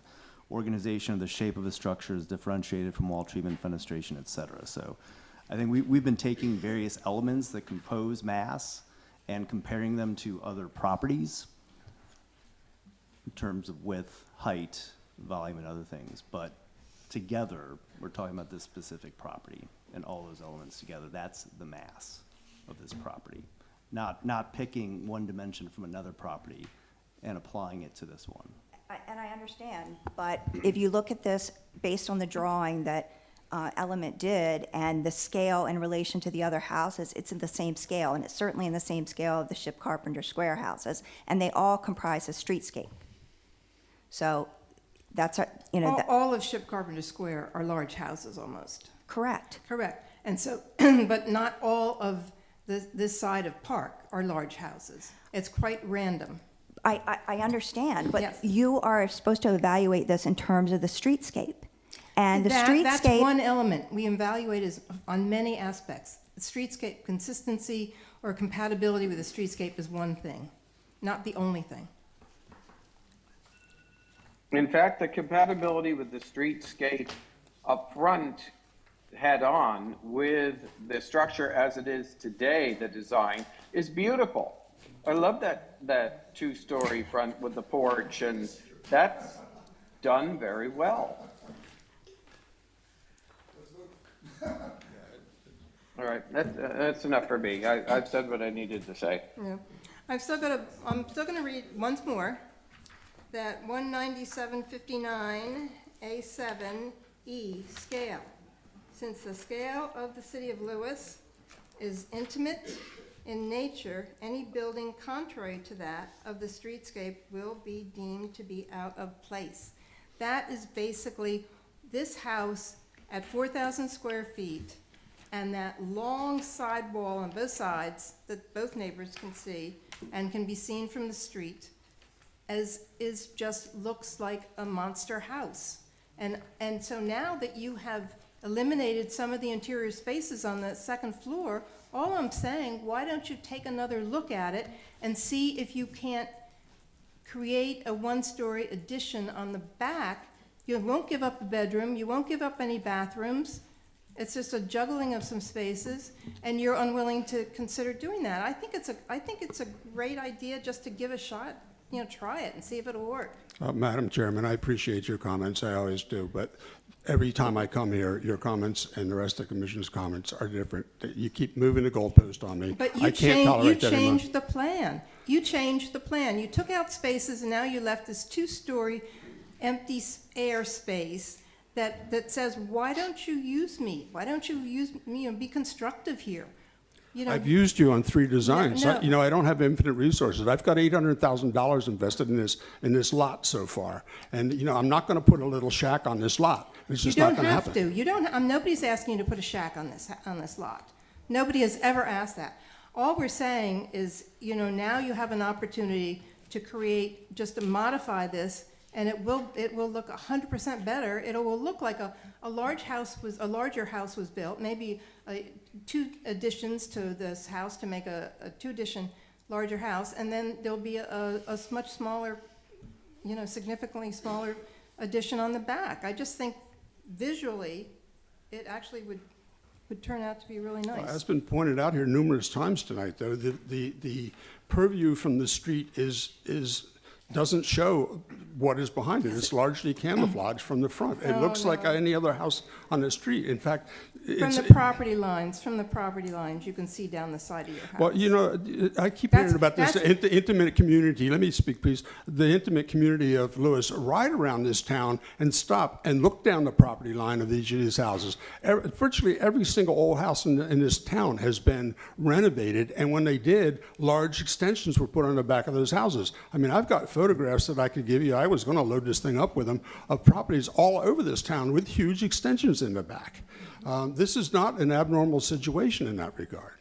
Unfortunately, you're right. Unfortunately, people are coming in with the ability to build very large houses. Then why are we drawing the line here with me in this application today?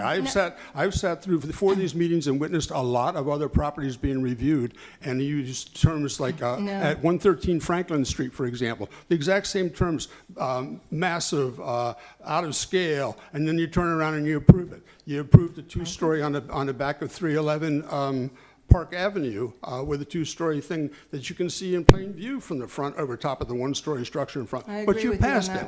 But now on my application, you're digging in your heels. You're making me only because it's available. Just because now that you've changed the interior, I'm just saying, why wouldn't you consider, just modifying it a little bit? It's not that big a deal. But it is a big deal. So are there any other questions or comments from the commission or any members of the public? Because it sounds like what I'm hearing is that the chair would like consideration of the center part where the chimney is on the left side to be lowered to be the one story. No. Is that the wrong side? No, it's just, if you look at the second floor plan, they took out spaces, and so now the living room is 2 stories high. So it Right. leaves that, so that you could actually modify that second floor plan and just shift things down, so the rear, the last part of the building Okay, I got has a you. chance of being a single story, which would give the illusion of the thing that was done, built in stages and things like that. But you're not interested, that's okay. Okay. So does any other commission member have any comments or questions?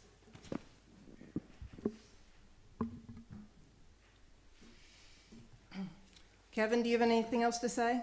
I don't.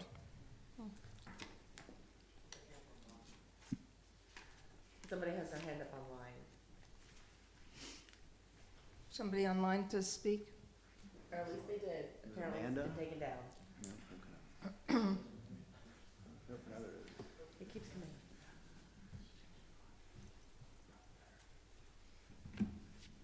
Hi, sorry I raised my hand a couple times because I was getting so excited to jump into the discussion. So I appreciate you taking my comments again. It's Carrie Tripp, 400 Park Avenue.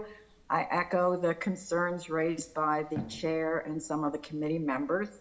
The owner began the hearing by noting that the size of the house is the focus. He then went on to say he wasn't going to build a little shack, I think was the word. Perhaps he was referring to my house, which I like to think of as the teeny house on the corner of 4th and Park. However, I think that, and having had that hurled in my direction, I think I will go back to my original terminology, which this house is still a behemoth. And so I'm confused as to why someone would think it would be appropriate for the intimate setting of our historic district. I'm also confused, maybe I'm wrong, but the comps and the models used all seem to be focusing on ship carpenter, which is sort of, if it is in the historic district, is certainly its own type of historic district, much like my house was carted in from somewhere else and not an original house to the lot in the town. I'm also concerned about the landscaping issues that were raised. With regard to the attorney's statement, where she argues as if this house is not in the historic district. Sure, you could build this giant house if you were outside of the historic district. The code is designed to protect the things that owners like me and you who probably bought in this district bought in the district for. They wanted to be able to have that intimate size of the historic district and live and enjoy it as a result of that. I also take umbrage with the statement that the Interior Department is not applicable. The statements from the Interior Department is not applicable here. It's my understanding, reading those, that that's the whole reason communities have historic districts, and the reason we have H Park to protect those historic districts is because people have historically recognized and want to preserve the scale and mass of our historic districts. And finally, perhaps I take a different view because I've never built a house before, but I think the reason you want to put your bedroom in the first floor front facing out to the street is the same reason I position my couch so I can look at the lovely historic house across the street from me. I applaud your instincts. I think that's the best view from your house, is to look at that lovely green on Ship Carpenter Square. And I suspect you bought it because you appreciated the beauty of that. Yet this proposal, like the other ones, seems to defy that beauty. That to appreciate that beauty for yourself means that you should also make it available to be appreciated by others. And so again, I would encourage the committee to limit the design, to eliminate that side door, eliminate that garage, have the same kind of visual you would have had that house not been torn down, which I'm still not understanding how that happened. So let me conclude by encouraging H Park, as I have in the past, to exercise its stewardship for our historic district in matters of scale and in matters of mass, and make sure that this house is in keeping with what's appropriate for a historic district. Thanks for letting me have the time. Can I Thank just you. make one comment? I believe I'm familiar with her home at 400 Park, and I just would like to note that while that is a smaller home, it's also on a very small lot. Yes, it is. And it takes a greater portion of its lot it does. than certainly Mr. And Yes. Mrs. Huntley's plan does. So, Yeah. you know, she's talking about having a small home, but she also has a very small lot. Yes, yeah, she's not comparing it. She's not comparing it. She's not at all. No, it's just the, you know, I think she's just supportive of trying to, But there's a lot in this town of, I've got what I want, and I don't want somebody else to have what they want. that's And your her position? hou- Is her that hou- your position? Pardon me? Is that your position? What, that What you just said. I've got what I want, and I don't want anybody else to have what they want? No, I think some people feel that, yes. Oh, I think a lot of people, want what they want, and they don't, and as long as it fits the code somehow, they don't care about anything else. Well, the code is the rules that we play by. No, it's not required. So, You Madam don't- Chair, I it's think not- we're doesn't getting require. a little off track here. Is there any more evidence you'd like to take in at this point? I think somebody else online had their hand up. Somebody online? I thought I saw a hand, no? No. Oh, okay. The only thing I would ask is that, and I'm sure it is that our statement that is attached to the application, just making note that it is part of the application, and we want that statement to be part of the record. Thank you. Okay. So, as stated before, we think it's visually a very attractive house. From the street, it fits very nicely. Materials, everything else, it's just the massing that concerns us. And we were hoping that you would at least entertain, trying to reduce some of that, since you have that open air space that no longer is the gym and whatever else was up there. It seemed like a great opportunity for you. I would. Pardon? So I think in a positive way, if somebody wanted to make a motion to that, suggesting. Kevin? I don't see anybody here moving. No, I don't. I had a You'd wanna- question. I wrote down in my notes at 7 o'clock, 42 minutes ago, you mentioned that you'd be willing to go from 5 to 4 bedrooms. Yes, I said that I didn't care about 5 bedrooms, 4 bedrooms would be satisfactory, but I also said that I did care about the footprint of the first floor, and it created the space on the second floor. But it's created a space if you go directly up above it. Yes, I guess I could have a lopsided house with a No, it wouldn't be lopsided. Well, it would. It would be a portion of the house without a second floor. At least from my perspective, that's a lopsided house, but. Well, except that a lot of houses around here have, one-story additions put on the But back. how does that really help what we're talking about? Do you really think that if I take away that bedroom and I lop off a piece of the second floor, that's really going to change just dramatically the look of this house? It'll make it ugly, in my opinion, but I don't think it'll change what is your perception of mass or scale. And it'll also yet be a 4th iteration of this, again, with no clear definition of when I'm ever finished. Every time I come back here, I think that I've complied, and every time I come back here, it's something different. Well, You yourself, Barbara, voted to pass this last one. This one is better, and you're speaking out against this one. I don't understand the inconsistencies. Well, it's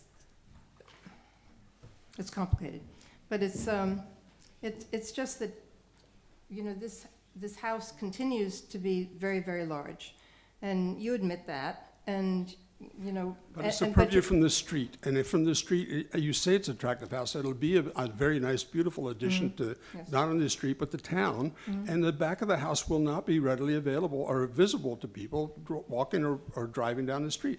Yes, if you stop and you peer down the driveways of either side, you will see the back of the house and what's there. But that's true of virtually every single house in Lewis. I've driven around this through this application, and look, there are mammoth houses all over this town. To talk about this town as being intimate it was at one time. Look at Pilot Town Road. At one time, Pilot Town Road were all small houses. Now they're all giant houses.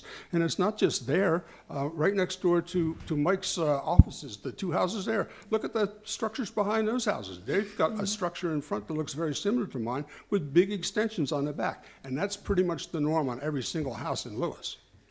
So I think it's time. But that's also, all those houses are side by side. They're closer So than mine, I yes. think you guys were discussing a potential motion, and I think that's maybe where you guys should go. However, you're looking to make a motion, and if you had any additional questions. Madam Chair, I move that we table this application for our next meeting. I think we need some time to digest what we've heard tonight. I would hope our applicants would feel the same way. We would hope that you would take our comments that were positive, the things that we liked about the house, the front facade, those kinds of aspects, but at the same time, give some serious consideration, as Barbara said, to looking at that extra space and making better use of that for the purposes of the massing of the home. Second. All in favor? Aye. Aye. Aye. Alex, I don't think we have to go around. Okay. Thank you. Thank you very much.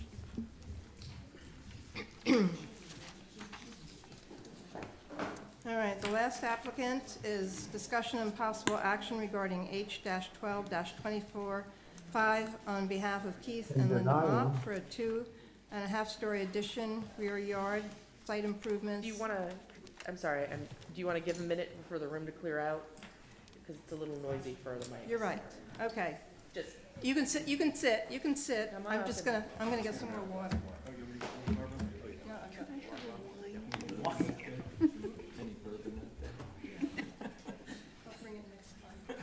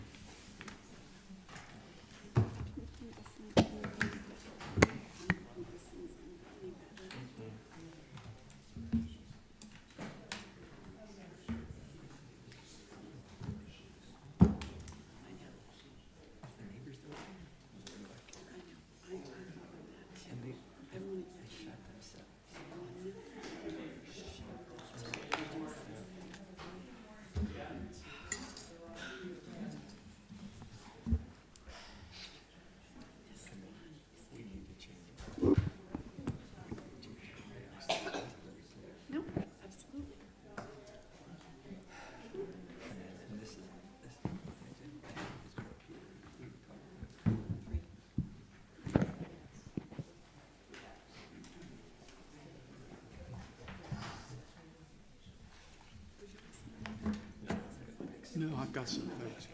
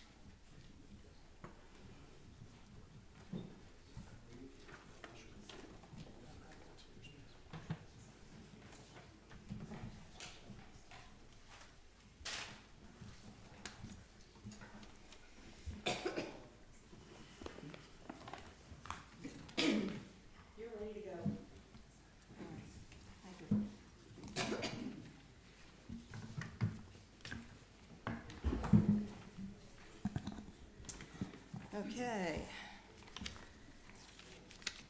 Back in action here. Last applicant, discussion possible action regarding H-12-25 on behalf of Keith and Linda Mock for a 2.5-story addition, rear yard, site improvements, new box fence on the lower porch, and a replacement standing seam metal roof for the house, contributing. Property is located at 227 2nd Street, Sussex County Tax Map 335, 8-07-305.00, zoning R-4. Okay, you're on. Good to be with you this evening. My name is Keith Mock. I am joined this evening by my wife Linda. Also have Brennan Bickle from Element, who we are collaborating with on the design. As well, we have Herb Hendricks from Anchor Enterprises, our contractor. Okay. As well, Noel Hernandez, our roofer. So we have the A-team here tonight. Gee, almost the whole audience. So shall I proceed? Yes, please. Okay, thank you. So tonight we are looking for approval on various aspects of this application. We've broken it down into 4 distinct sections, primarily because we are interested to potentially expedite some activities. And I frankly don't know whether or not all of these are needed to be brought to you, but we want to be very transparent about everything that we are doing. So the items that we've listed are 2.5-story exterior addition, as well building paint colors. Second is a Pilot Town Road entry drive and rear yard site improvements. Those are things that we would like to expedite so that we could begin some early interior demolition work. And our contractor has been before the city to begin the permit process for that. As well, new box vents on the lower porch roof. And last, the standing seam metal roof on the upper roof, as well as extending over top of the new addition, which was a topic of conversation in our prior application. So tonight we seek approval with regard to the 2.5-story exterior addition and paint colors. The addition consists of a new 2.5-story exterior building in the side and rear yard of the property. We have filed for a variance with the Lewis Board of Adjustment to construct in the 8-foot wide setback, side yard setback of approximately 1 foot 9 inches on the northeast side of the building. The design also includes new solar panels on the rear addition roof in combination with what we anticipate is a new geothermal energy HVAC system. Our goal is to create a net zero energy residence. We are intending to paint portions of the existing contributing front 2-bay portion of the house during construction. And for the most part, everything that we're doing is to restore the existing condition of that 2-bay historic portion of the house. So we certainly know that we're going to have to replace siding, so it would be, the same cedar siding. If we can restore it in place, we will do that, but by and large, it's largely deteriorating, so we're unfortunately probably going to have to replace a good portion of it. Can I just ask a question? Yes, certainly. You keep referring to the back section of the house as non-contributing. It's not listed that way. The whole house is, the whole structure that you bought is contributing, So, according to the resurvey. yeah, so there are 3 bays in the house. 3 The living bays. room, the dining room, kitchen. And the kitchen, correct, Yes. 3 bays. And Mhm. so what's contributing, as I read it, is the front 2 bays that were the bays that were brought to the site circa 1850, and that the addition that we believe is circa 1920, we understand is the 3rd bay that would not be contributing. I don't, why would you think 1920 would not be contributing? Only because they're saying it's a 2-bay property, and it's very clearly a 3-bay house. Well, maybe it was just an error in description. The whole site is Okay, well. contributing. Okay, so I just wanted to make sure that's clear for Okay. you and me. Yeah, so before we go any further, If there is a discrepancy about contributing status, that should be addressed before the application itself under the code. That's how the procedure goes. And how might that be addressed, if I Do you may have ask? any evidence to change the status quo, which is reflected in the resurvey? Well, only in that there very clearly is 3 bays. You can tell by the age as well as the exterior materials.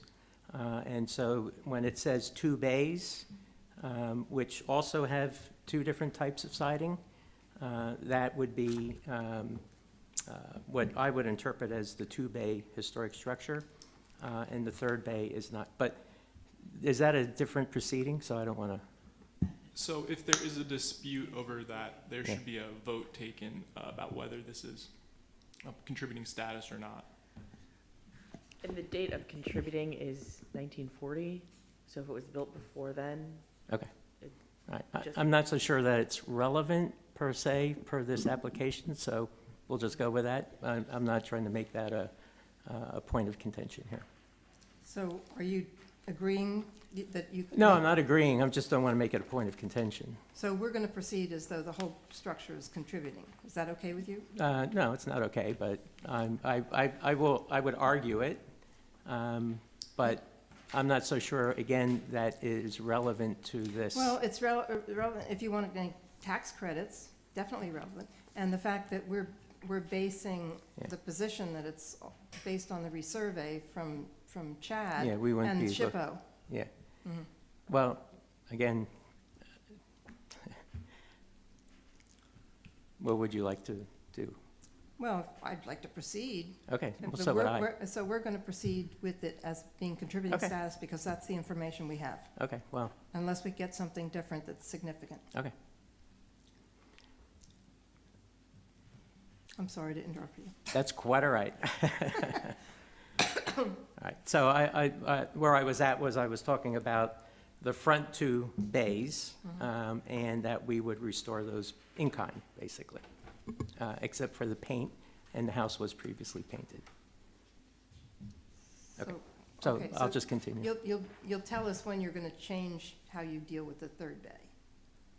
Yes, I will get there. Okay. So the new addition totals approximately 762 square feet.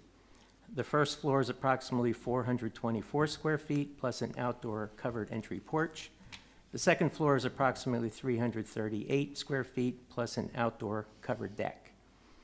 The addition will extend approximately 5'6" into the southwest side yard and approximately 16 feet 6 inches into the rear yard. The addition requires a diminutive pie-shaped 1'9" side yard setback variance on the northeast side of the building, which again, we received the approval from the BOA the other evening. The new addition exterior materials including paint, fiber cement, wall panels, and window trim, and thermally broken aluminum doors and windows. The roofing is standing seam metal roof, and we will discuss the standing seam metal roof a bit later. Also below are paint colors for the, we will provide paint colors for the exterior elevations and the roof, and I have the color chips with me that I'll share in a moment.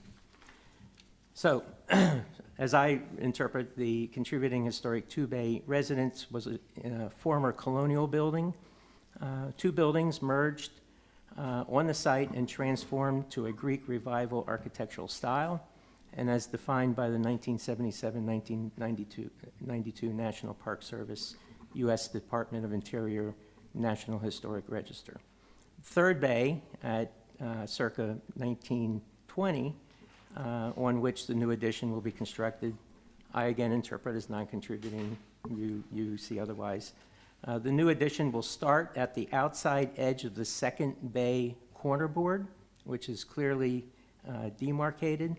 The corner board is an existing visible demarcation that clearly identifies the joint between the 2-bay structure and then the 3rd bay.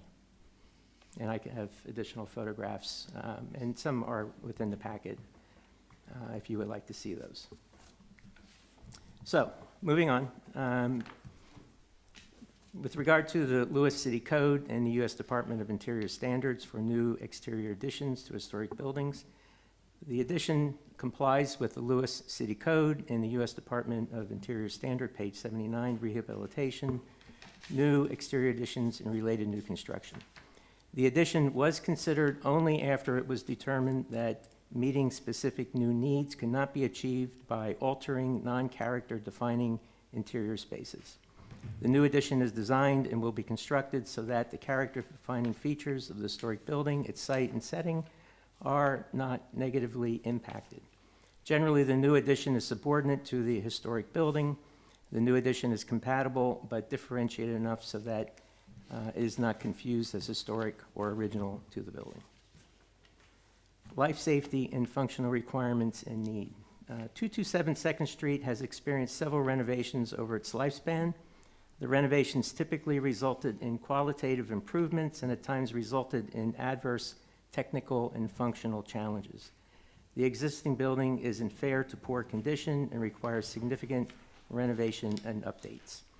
A primary life safety and functional need is to install a code-compliant stair between the first and second floor.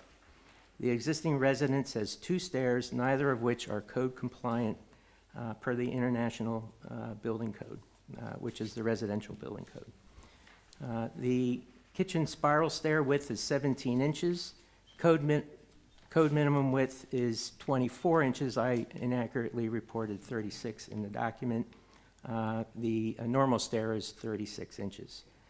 But a spiral stair is 24 inches, and the existing, again, is only 17 inches. The living room winding stair, which is the second stair, stair tread depth at the walk line is 6 inches. Code minimum is 10 inches.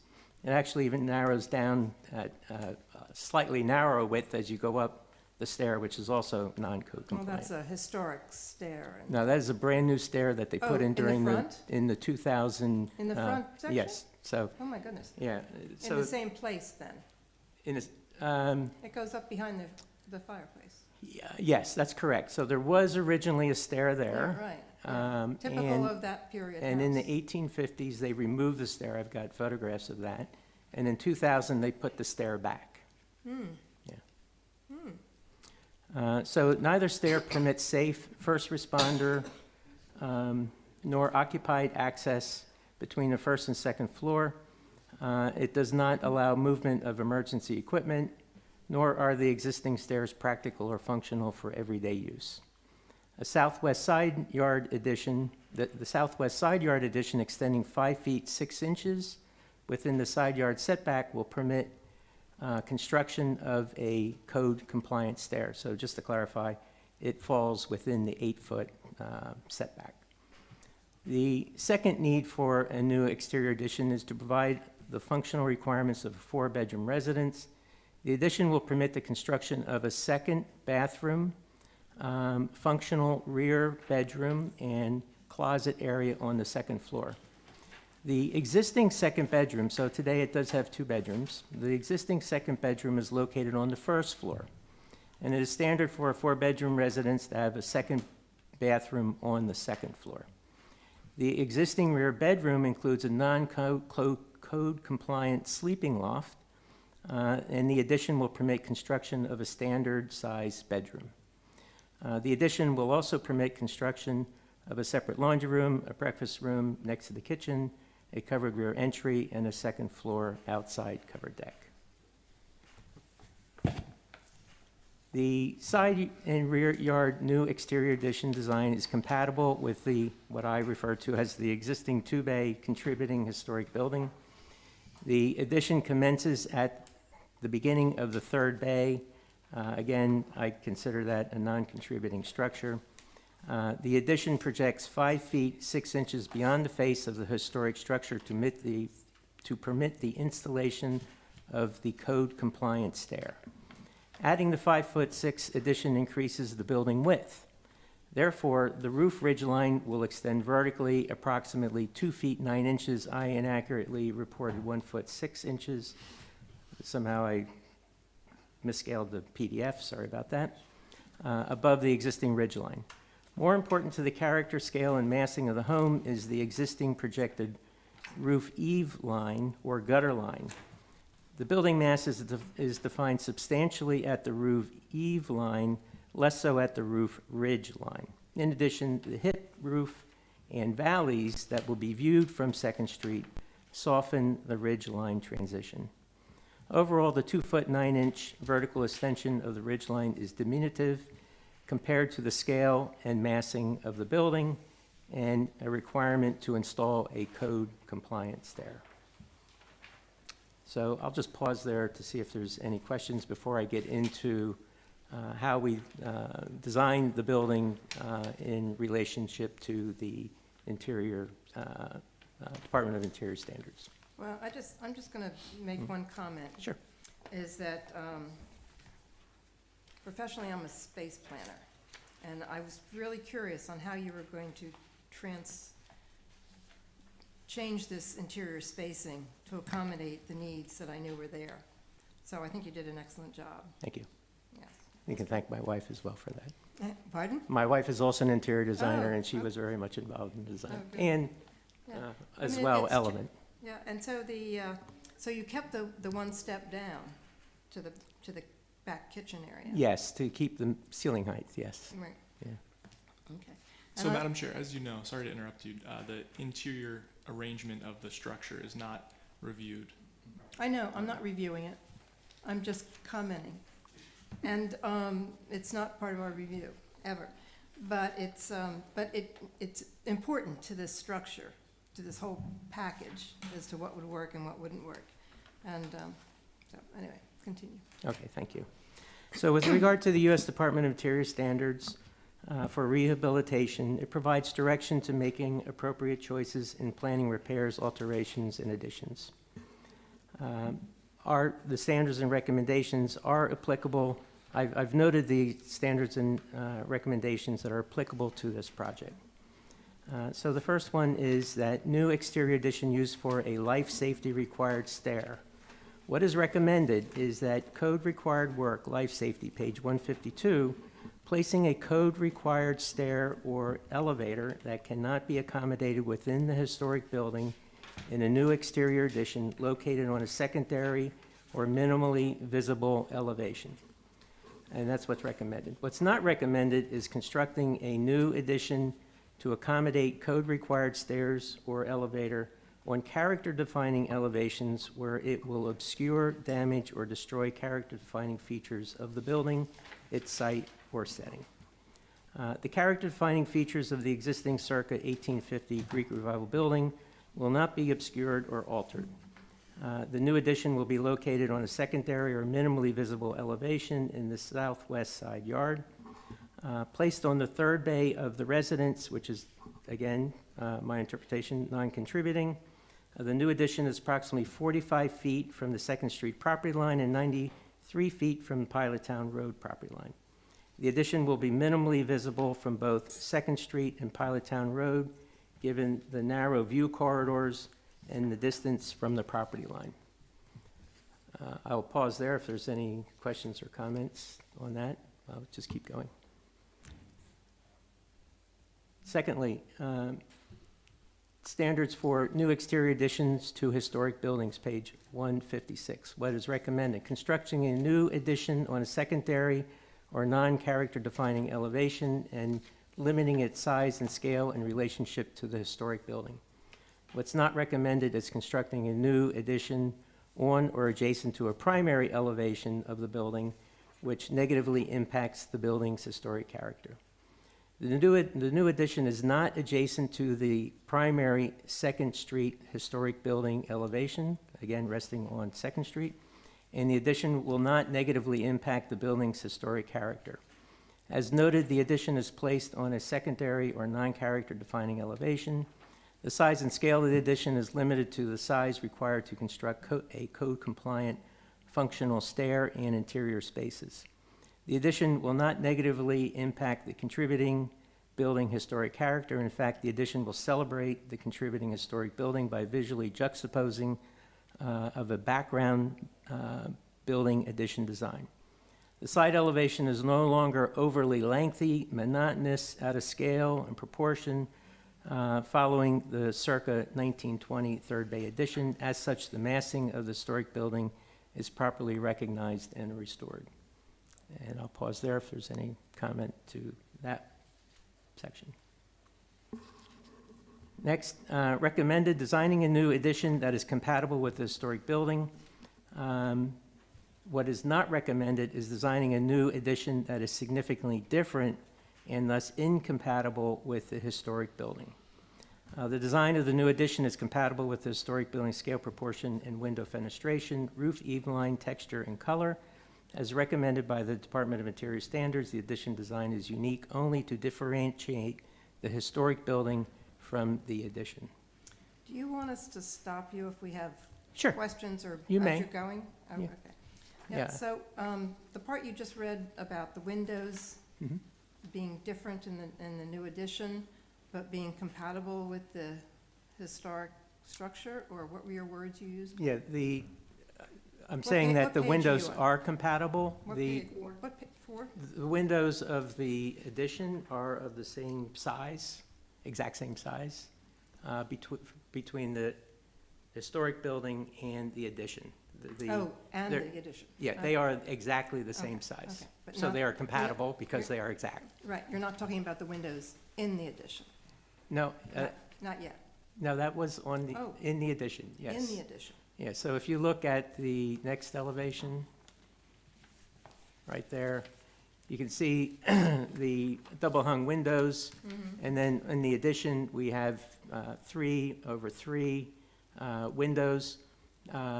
Those windows do not have mullions because the third bay today does not have any window mullions. So we again just have them 1/1 double-hung windows. And then we did put in 2 circular windows at unique places, just again to differentiate the existing historic buildings from the addition. Don't you think it's already identifiable as an addition without those very contemporary round glass windows? It could be. It's, we're not hanging our hat on those round windows. Okay. So, It but- seems, to me, it's, one of the things that always concerns me, or I'm uncomfortable with, when people put a new addition on, and if you had new additions, several different designs of a new addition, and you thought, well, I wonder which one would be compatible and sort of respectful of the historic building.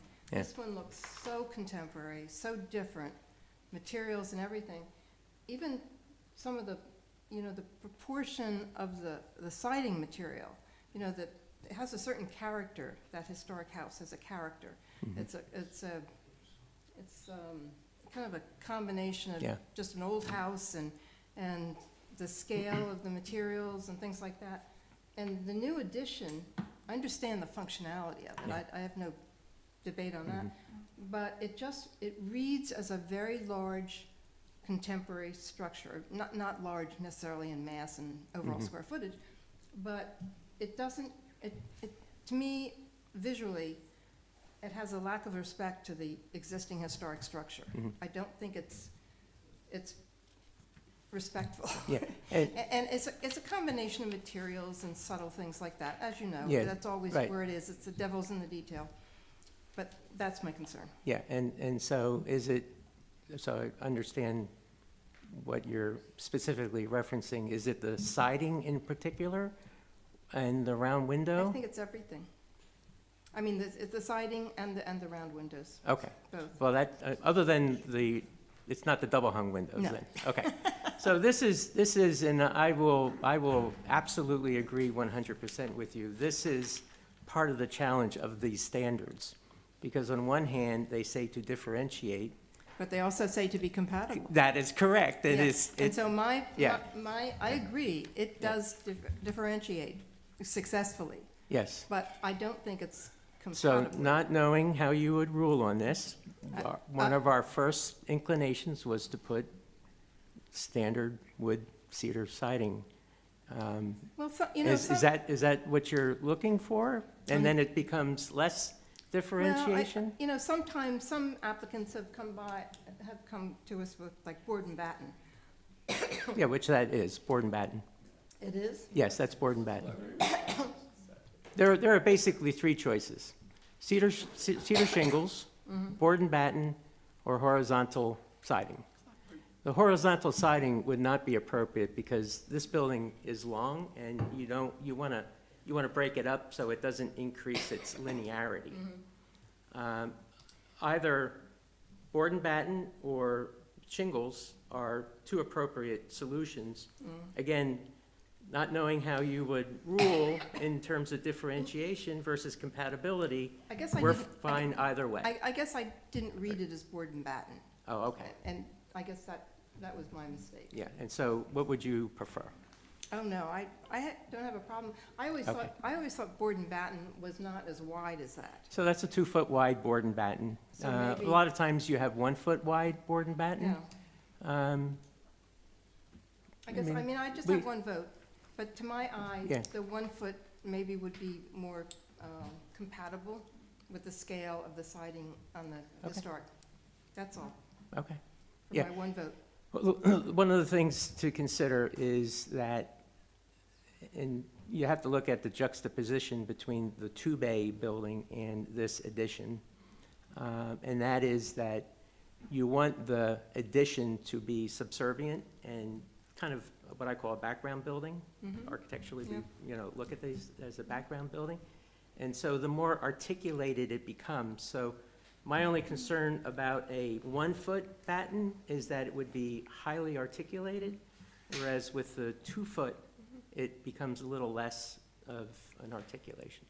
I have two questions. One, I guess is more of a comment, is that there are very few buildings in Lewis historically that had board and batten siding. Yeah. Just period. There weren't. Yeah. I can think of one, and it's certainly not residential.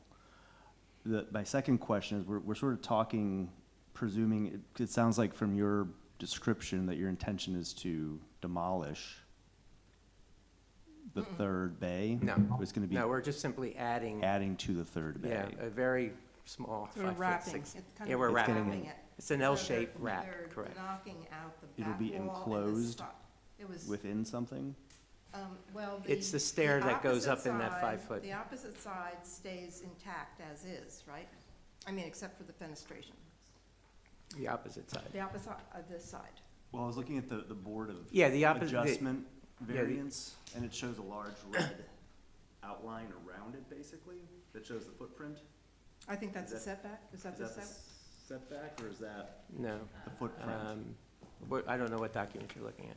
It was the Board of Variance meeting, I think I might have. Yeah, that was a blue, that was a There was a blue. red line that was kind of like projected in perspective from the back. Oh, to the yes. front. Yeah, that's the footprint of the addition, correct. Okay. And so then the where's addition- where did the third bay go then? That's within Oh, that? it's So right we're here. wrapping around the third So bay. this is the third bay right here. Yeah. And then this is the addition. So Yeah. they're knocking out that wall and this wall. Yeah, if you look at this plan, you'll see the existing is blue, and the wraparound, which is L shape with a bulge at the back, is the addition. So this is a contributing structure according to our books. And if they're going to take out the back wall and the one side wall, would that require a demolition hearing? You have not in the past. Okay, then we won't. To be consumed within a And new a new addition across the street, it's a contributing addition, they had to take out the wall of a contributing building to add on an addition, you did not require a public hearing. Okay. All right, you good with that, Alex? Okay. You asked a question on this. Yes, okay, no, all right. Okay, so. Mike? Any other, so just to conclude on the siding material. Mhm. 1 foot batten, 2 foot batten, shingle. Well, I think Mike made a very good point, that historically in Lewis, that if you want to be consistent with historic Lewis, the 1 foot would be, Well, that would be closer, but historically, there were few, if any, residences with batten siding. So if we. I would, if it were me, and again, I'm only one vote, like Barbara said, I would prefer shake or clapboard. Yeah, the clapboard, again, would I know, it was create too the much of a length. I horizontal. understand that. We're very fine with the shingle. As a matter of fact, that was our starting point, and we thought you would think it was not different enough. But we're fine. We're fine. Mr. Mock? Yes. Hi, this is Kevin Mellinson. I'm he's in online. Washington. I'm out of town. I appreciate the discussion. And one of the ways in which we address that with the house that I own, which is an 18th century house and then had an addition built onto the back in 1960, is when we did the remodeling, we also, the older house is cypress shake, and the newer addition that was put on 1960, we then changed to, it was awful siding. We changed it to cedar siding, cedar shake, but what we did is we changed the reveal. So it really is distinguished. When you stand there, you can see it clearly distinguished from the old house, because the old house has a much larger reveal to the shakes than does the cedar. The cypress is much different. So there, you can use shake and use enough of a difference to make it distinguished. Yeah, there are It looks beautiful. Yeah, no doubt. There are currently 3 patterns of cedar on this, cedar or cypress, on this roof. The front bay has a very large dimensional shake in its width. The middle bay has a middle size shake, and the rear bay has a very narrow shake. So to be consistent with the rest of the third bay, we would propose doing, a compatible narrow shake so that the whole third bay is consistent. And that, again, was sort of where we were heading. And clearly one of the benefits of that is it is a distance from Second Street. Yes. So it's not as if it's right up front in front of your face, so it could make a nice distinction without being too contemporary. Okay. Where I did think the very wide board and batten was out of character for town. Okay. I think we're in agreement. Okay. Thank you. Moving on. What is also recommended is that ensuring that the addition is subordinate or in secondary to the historic building and is compatible in massing, scale, materials, relationship of solids and voids, and color. What is not recommended is construction of a new addition that is larger or as large than the historic building, which visually overwhelms, i.e. results in the diminutive or loss of its historic character. What's also recommended is basing the alignment, rhythm, and size of the window and door openings of new addition on those of the historic building. The historic building body is a large, simple mass, as is the one-story wraparound porch. The design intent is to not overwhelm the historic features. The intent is to design a building that focuses attention back to its historic features of the two-bay building. The addition design is a background building. In architectural terms, a background building is a non-articulated structure that is equal in scale, materials, relationships of solid to voids, and color. The rhythm and size of window openings of the new addition will be in alignment with the historic building. A highly articulated addition would make the historic building subordinate and secondary to the historic building. The background addition will project 5 feet 6 inches into the side yard and extend to the rear yard of the existing building. The 16.6 rear yard addition breaks from the mass of the side yard addition to minimize the visual length of the building. In architectural terms, the rear addition is a bookend building. In addition to halting the building length, the rear addition creates a zone to manage the rooftop solar panels to achieve a net zero residence. The existing one-story wraparound porch mass extends well into the side yard and serves to mask the new exterior addition mass and scale, just as it masks the 2 colonial buildings and a one-story addition when merged in circa 1850. In addition, by wrapping the projected roof eave across the entire new exterior addition, the building scale, proportion, and character of the historic building and the new exterior addition are integrated, compatible, or in harmony with each other. Both the large wraparound porch and the projected roof eave, designed in circa 1850, were brilliant design architectural features and continue to be the most heroic and sustaining features of the building. Excuse me, Yes, what year are you saying the porch was added? 1850. I thought that was added later. Yeah, I'm looking at the 1910 maps and it's not on it. Yeah, I think Rachel told me that it was added later. No, I'm looking at that's- it right now myself.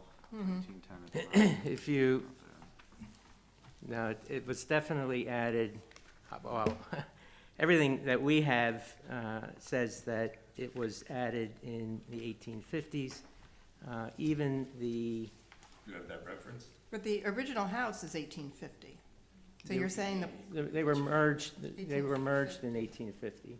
1850? I believe that The the, resurvey's date is 1850 from the university. In the 1930, on the 1931 map, it's clearly visible, but Yeah. it's not in the 1910 map, Right. the Sanborn map. it's not on the 1910? It's No, not. and you Look at it declared right how now. accurate the Sanborn maps are last meeting. Yeah, I did. Yeah, the 1910 map, it is not, it's not there. You might want to Interesting. talk to the previous owners. Okay. I was pretty sure Rachel told me that that porch was not part of the original construction, from Okay. the information she had. Yeah, I simply don't have But- that information. But it doesn't matter. Yeah, it doesn't matter. It It's doesn't there. matter. It's there now.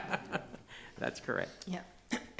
I certainly would, like to go back to that Sanborn map and clarify that, because understanding the history of the building is very important to us. So thank you for that. The new exterior addition is equal in bulk to the historic building, as was the circa 1920 Third Bay addition. It's important to maintain the projected eave roof line around the building, again, as it did circa 1920 for the Third Bay addition. To permit the construction of a code-compliant stair, the building width must increase, and the roof ridge line will increase in height approximately 2 feet 9 inches above the existing roof ridge line. Can I stop you there again? Yep. I need to move On into your your drawing, mic. you have a 4-foot wide staircase. You need to move into your microphone, You have a please. 4-foot wide staircase. on Gonna the have to get a interior little bit stair. closer for Jackie, please. Yep. Thank you. And then what is your wall thickness? Are you 1 trying to foot. do like super insulated? Yes. Mid zero, we're going for. But you do keep referring to the code compliant stair and it's a foot wider on your drawing than necessary. Okay, Code is 3 feet? yeah, code is 3 feet. I don't know if there's, Did so you what's just your want point? it? Did you want it 4 feet? Yeah, well, we also need to create a bedroom plan that works, and I have a layout for it, of it, Yeah. to show you how that fits. So if the bedroom also becomes more narrow, So the then, powder room would be in trouble. and the powder room also would not function correct. Yep, so there are some functional It just reasons. seems like the more you repeat something, it becomes truth and fact, so. What? Yeah, what am I But it keeps repeating? being called a code compliant stair that's 3 feet wide. It's Okay. not. Oh, minimum is 3 feet wide, but a stair can be as wide as it wants to be. Absolutely. Yeah, Which, yeah. Okay.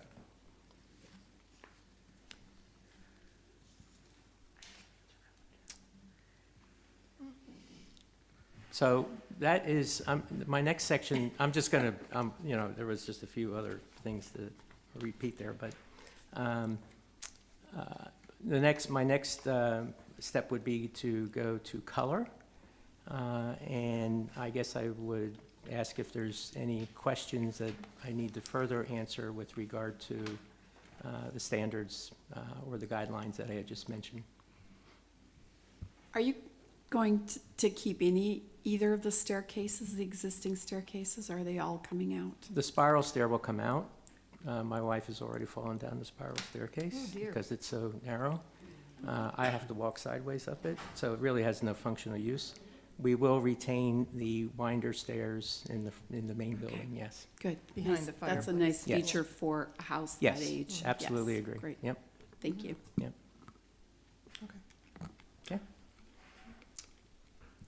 So with regard to color, what's recommended is using the same forms, materials, and color range of the historic building in a manner that does not duplicate it, but distinguishes the addition from the original building.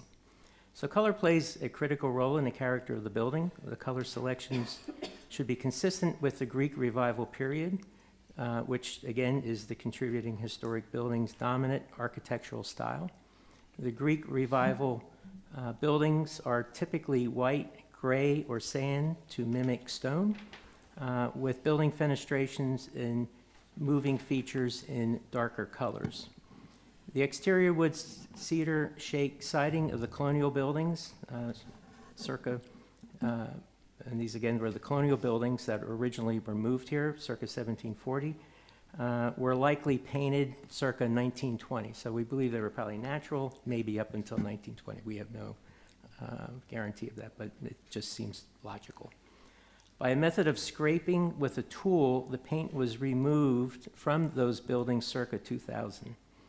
The wood siding was exposed to the harsh Lewis environment for an unknown period, extensively so on the south to southwest side of the building. The method of paint removal caused the wood paint patina surface and the wood fibers to be disturbed, and exposure to the environment led to rapid deterioration of the wood shingles. We can see through photographs that were taken in 2000 that there is substantial deterioration between those photographs and the condition today. The wood siding is disintegrating, and the process to repair the surface for new paint would probably cause additional damage to the siding, and so the existing wood shingles require replacement, and that restoration will occur, as we say here, in subsequent years. But we're now of the belief that we probably should do it sooner than later. And so our goal is to probably replace in kind those shingles and to paint them. Okay. Paint them because that was what you thought would have happened historically, or? Paint them because that is more consistent with the Greek Revival period. The exterior wood shake siding of the colonial, oh, I already wrote that. So the colors that we're proposing, and again, I have samples here. The existing windows that are in that house, are they green? They are green. They are. Is that a factory finish green? So the front windows are the original wood windows that are painted green. All of the side windows are aluminum painted green, unfortunately. Were they painted or factory finish? Factory finish. Okay. Yeah. Yeah, it's a sad situation.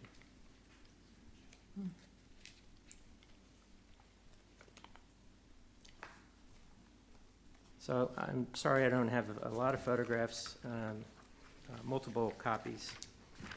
But I have two precedents here on 2 pages.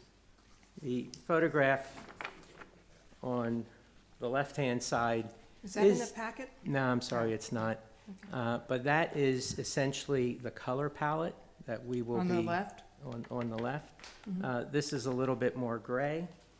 The colors that we're looking at is this color, which is a warm gray, which would be the body. Oh, sorry. All of the trim, including the cornice and the window trim, would be this off-white. You're going to repaint all the windows? We are going to repaint all the windows. Bless you. So, yeah, so that again is the trim. We're proposing that the sash, traditionally for Greek Revival buildings, is black, but we don't think black would be appropriate. And so we're proposing this middle range green. And then the doors, only the doors would be painted dark.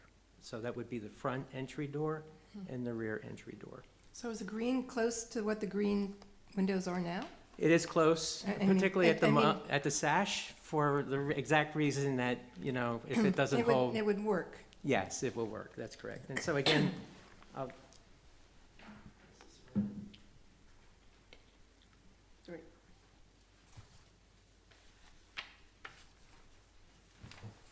you will see in that photograph that the sash is essentially the same green color Mike, that we are this proposing has to here, get away. with the off-white trim Mhm. and the body in a slightly darker taupe. Now, the other thing of significance is that the addition, which is the first piece, if we could go to the elevation on the south side. That one, thank you. So the piece that has the batten board at 2-foot centers, we are proposing that instead of the body being gray, to differentiate it, to make it green. And so it would really begin to really emphasize and juxtapose the Is that- two-bay historic building. Well, I understand the concept, Mhm. but I wonder, is that really what you want to see, to jump out at you as you go down Second Street? Is the green addition? Yeah. I mean, I kind of, you know, I think that's that back and forth. Yeah, Where do you, shouldn't it also be subservient to the historic structure? Yeah, and I believe that's what will happen. I believe by painting it a Green? darker color, Really? it will make Recede? it go away. Yes, it will recede more. Okay. Yeah. Yep. Okay. You'll see. It's only paint. That is true. Yeah. So those are the colors. Is there any other comment on colors? Anybody have any comments or questions? No? I did, just for your reference, I did provide some massing diagrams from the street. Do we and have that in the packet? It is No. not, I'm sorry. That's okay, that's all right. But I did make multiple copies. Oh, okay. We can pass them. What is the overall length of the house with the addition? I'm sorry, Pete, what was your question? What the overall length of the house and addition totals? Oh. And porch? Thank you. One for each.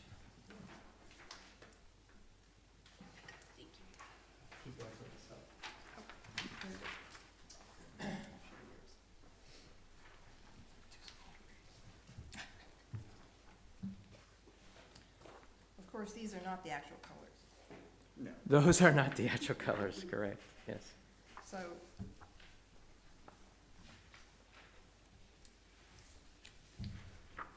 you're just identifying the three different masses?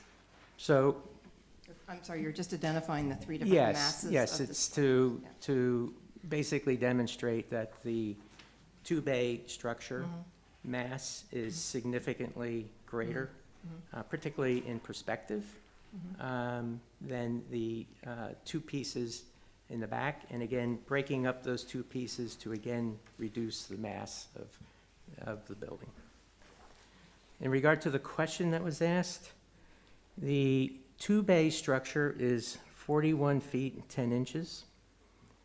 The first piece of addition is 27 feet 3 inches, and then the rear addition is 17 feet 7 inches, and that's simply because it's also including the 1 foot for the overlap of the existing third bay. So do you have a total on that? It's about 87 feet. So the total length, Mm-hmm.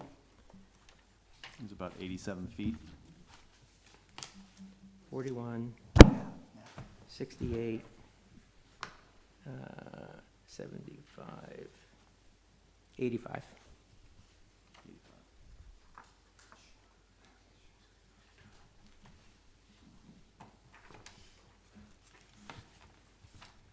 Thank you.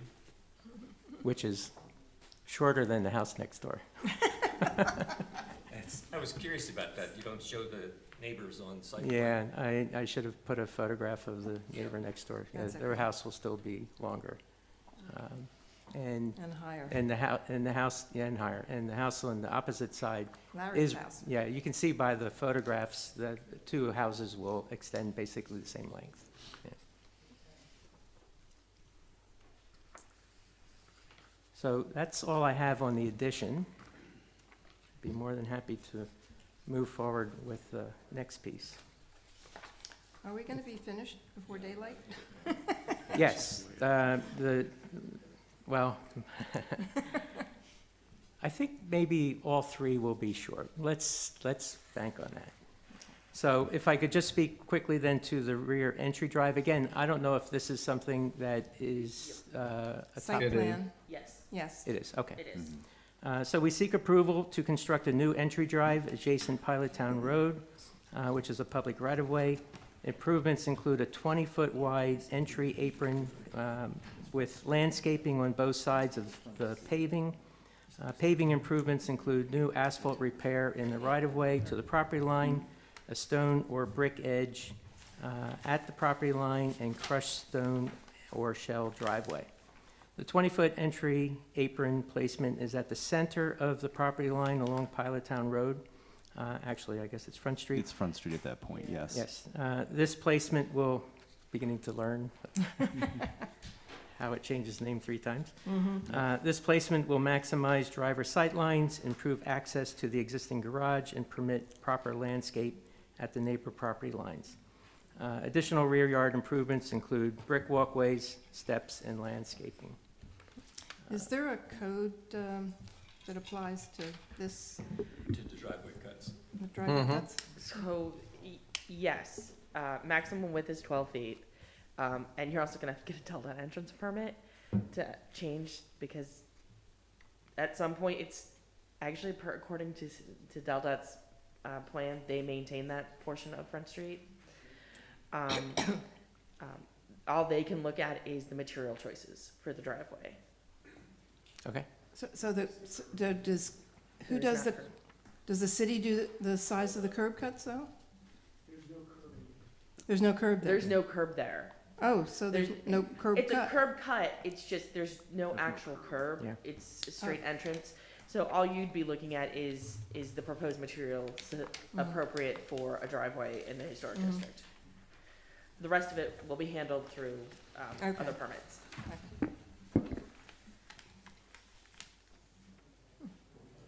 Okay, show and tell.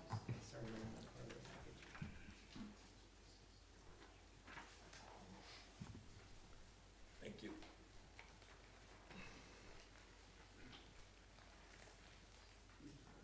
Kevin, sorry you're missing the handouts. If you could describe it to me, that'd be great. Can you see it if I hold it up? If you hold it up, the blue will focus on in. Well, she usually does. She's trying. There, look at that. Yeah, so basically what you're looking at is the Thank you, Lou. driveway on the left-hand side, Front Street on the right-hand side. You can see up to the property line, and you can see a stake in the foreground. Yes. Up to the property line, we think it's appropriate to extend the asphalt paving. At the property line, put a stone course to then hold the crushed stone and shells that would be to the. So the driveway material itself is crushed stone? Yes, that's, or shells, yeah. Okay, so you're just doing a curbing to hold it all That's in correct, place? yeah. Okay, of Yeah. some sort. But the crushed stone would take the entire width of the property at that point. No, just No. 20 feet. 20 feet. And so what we want to avoid, if you look at the photograph in the lower right, you can see where the crushed stone actually comes out to the curb line with the, we don't have a sewer grate there at our property, but you can see it's not a very good condition, so we're trying to avoid that type of thing. And actually pushing the asphalt or paving the Pilot Town Road back about, it's about 4 feet to again further mitigate stones going into Front Street. So we think that's the responsible thing to do. So you're aware that we've all read all this? Yes. Are you not? Okay, okay. Okay, you would like me to continue? Well, I just. Abbreviate. Pardon, Kevin, what'd you say? Abbreviate or summarize. We did read it all. Okay, so that's all I have on the driveway. Is there any comments with, okay. All right, with regard to the porch vents, we have Are they visible? so it will be visible. It is going to be a low-profile vent. Is this on the and roof? It will be at 4 locations on the roof. This is the existing porch on the front and side. This is the existing porch roof. The tin roof, correct? Pardon? The tin roof?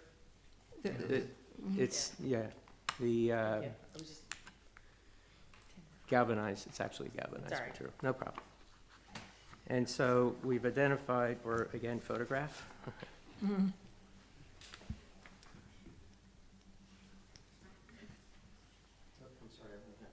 We'll pass We'll pass it. No, that was in the package. That was in the. was it in the back? Yeah, Okay. okay. I also have photographs. Yeah, I saw that up in there too. The Okay. barn siding. So the challenge, of course, is that, and it's incredible, that front porch heats up significantly, even in the winter months, to the point where we open up the interior windows and doors to allow the porch heat come in, because it's actually warmer out in the porch than it is in the living Yeah. space. They used to do But that. all that heat is gathering in an unventilated roof and causing this damage. It's amazing when you look at the existing standing seam roof on the north side, and there's absolutely no damage to that, but and it is one of the things that made us think that that was an old roof, because it is so deteriorated. So. Now, I will, and we would probably have to come back to this, but there is a possibility, and we're gonna evaluate that further, and we have our roofer here, but we very well may just simply remove that roof when we're doing the upper roof, if we get approved for standing seam on the This- upper roof, The porch roof. the porch roof, and to make them both compatible, and then do a traditional ventilation strip along the back edge of the building. So the whole edge would be then properly ventilated. Pardon me, I'm confused. Yeah. I thought we turned down the standing seam. Yeah, I'm gonna talk about that next. Okay, because it's on the plans. yes, it is. This is a new application, and Yes. he's asking for this, the metal Okay. roof. Okay. Yeah. So what did the board say when you? They have, he has not No, been there yet. no, we had to come back to H Park to a second time Okay, before the Board of Appeals would, or Board of Adjustment would okay, hear that. Yes. okay. So any other comments on the, Well, I have one quick one again. Yeah. You mentioned solar panels, and they're not Yeah. on the plans. Where will they be? yeah, I'm sorry they didn't get on it. So if you look at, at the elevation, the rear addition Right, is almost square. right? They will be on that elevation, up on that roof. Just that one side? Just that, one- yeah, it's only on the southern side. Yep. And the whole intent, again, of breaking the roof, not only to reduce the linearity of the building, but also to create a zone where the solar panels will be separate from the rest of the roof. Is it possible to put them on the other side too? No, it would be on the north side, and they wouldn't get any sun. Well, I don't know, the library, the new library, put them on both sides, and at the time, they were told that they'd get enough out of it, because maybe the building's located differently, maybe it's Yeah, facing due south or something, so you get. yeah, this isn't even an ideal exposure, so Does it we're have, hope, do you have shade from the next door neighbor? That's No. pretty tall. No. Okay. Mr. Mock? yes. I applaud the use of solar panels. I think it's a wonderful idea what you're trying to go for. In the new guidelines that we're developing, I did significant check into how are solar panels managed in historic districts around the country. And the general sense is to recommend that you keep them parallel to the roof, so that they don't stick up, you know, like bat ears on a wolf, but actually follow the roof line. And that they not be of shiny materials, that the color of the trim actually matches the roof as closely as possible. So that way, you just sort of see right past them.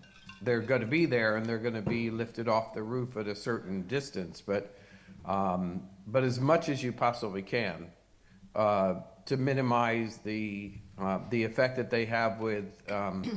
Some people have put shiny silver aluminum trims and things like that, which are just glaring.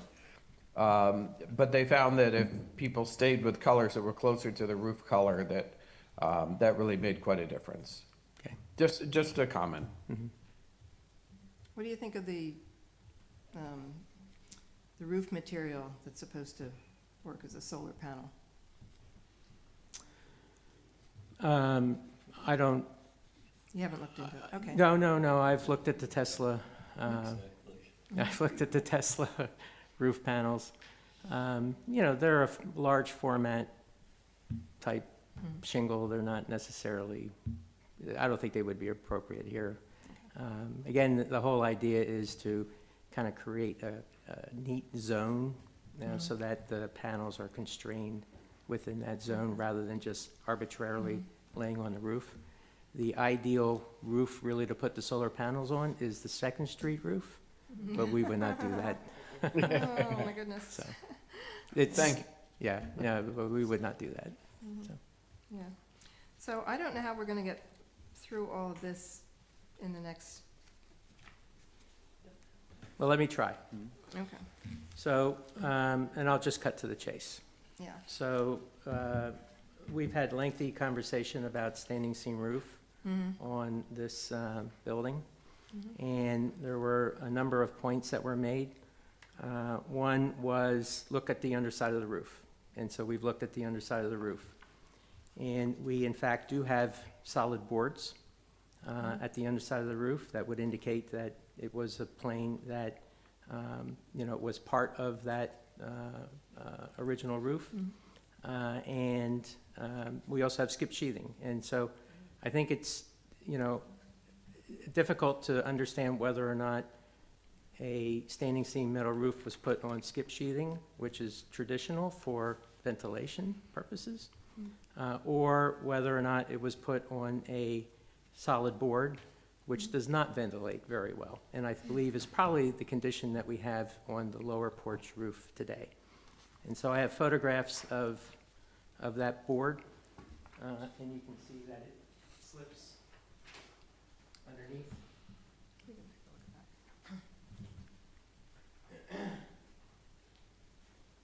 So you're requesting, So I just have one more thing. oh, So secondly, and more convincing, is as we all know, that roof that's up there today is rapidly deteriorating. And when I was up on the lower roof, looking at the condition of it, I happened to put my camera up just to kind of get a picture of what that cedar roof is doing in terms of its deterioration. And in fact, there's a metal roof beneath it, which is really hard to believe. But you mean they put the cedar roof on top of the metal roof? Oh, my goodness. Nobody said they were qualified. Yeah. Deb, you wanna see this? Sure. Can't you see that from the attic, Bill? You can't see the the metal attic, from the attic? the attic there is drywall. Okay. Because these could be babies, a repair where they slip a piece of tin underneath. It is across the entire roof. Cool. So I can show you photographs where Well, if you want to it's jump at, to the roofing. it's at the ridge line, it's in the middle of the roof, it's across the entire roof that you can see this metal. And if you would like to see those photographs, I have them up on my phone right now. So you think it was over top of one of the layers of wood because that's what we see in the attic? I'm not what I'm seeing from that part of the attic is drywall. The pictures that you gave of the skip sheathing. That is in the middle bay. Okay. That's in the middle bay. All right. Yep. Okay. In the So front bay where this deterioration is It's finished. It is metal, yeah. And probably insulated too, poorly. Yeah, it is, we can ask Noel Hernandez, it is incredible that they would put wood over top of metal roof. That is just unheard of. But nonetheless, it's a metal roof. There's a lot of So there were things- two lot of things things that. people do. Yeah, that so there are were two hard to things do. to substantiate the interest, our interest to put a standing seam metal roof on this building, and I believe that we've covered both of those. I think you have. Board in the attic and an existing metal roof underneath the wood shingles. Can we address the trims, especially with you building it up 2.5 inches? Sure. Do you have samples? I do not have samples, but I can tell you up there, it is basically an OG molding. So what they did was they have the single layer, and they hid for the last layer, they have it's exposed on the edge, and then the second layer is covered with an OG molding. So we would do a similar situation. I'm not so sure I would articulate it like that because that's not traditional of the existing condition. The existing condition is a cornice that is about 8 inches high, and then it has two 1x3s. And so I would just simply carry that character up to cover that additional height of the roof. Along the rakes too? Yeah, correct, yes. Yep. Okay, do we need, you want to take a vote on that metal roof separate, or what?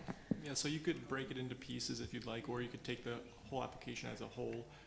But as a reminder, if you want to take public comment before you act, you can do that as well. Okay, does anybody have any comments to make about what's been presented so far, including the metal roof? Okay, thank you. Anybody online? We can't see that. Anybody online? Kevin, do you want to make any comments based on this new information? No, not at this point. Okay. Well, you're looking for, is your goal to get approval of everything in these next? That would be ideal, in these yes, next thank you. 50 page, I mean, how many more pages do we have here?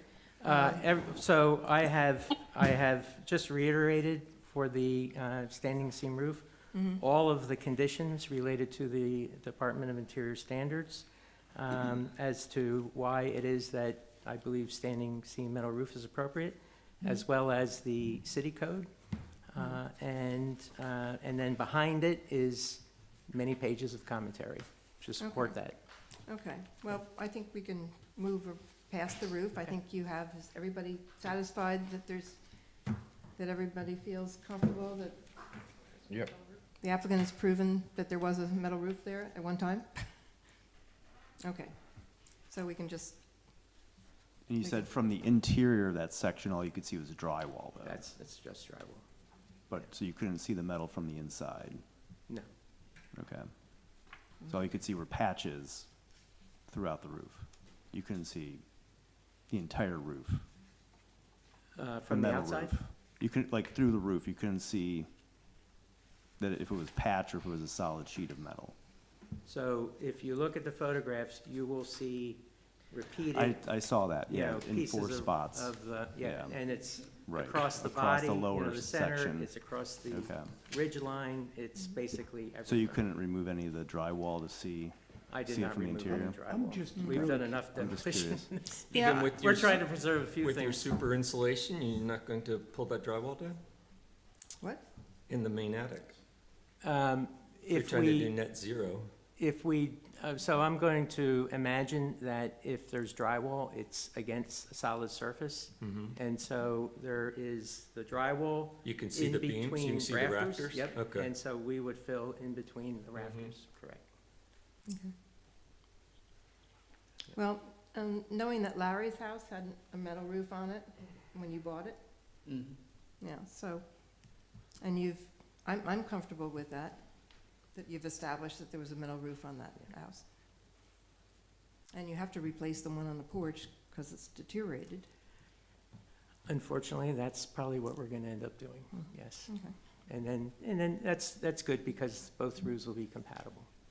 And they will be 1 inch high seams. That's as low as possible, right? It's as low as possible. Yes, you can't go So, any lower. so than we're that. always proponents of let the house tell the story. And I think you've made that, you know, that claim tonight and that photographic evidence. So I'm feeling much more comfortable with that. So, good example of the house knows what it wants. Yeah. So, what are the highlights that you want approvals on? So the only thing I heard that was different, because you guys didn't really have any comments, was changing the board and batten to cedar shake and having it match the small version that's on Bay 3 for the new addition. And the other question I had about the contemporary round windows all over the place. We can remove those. Okay.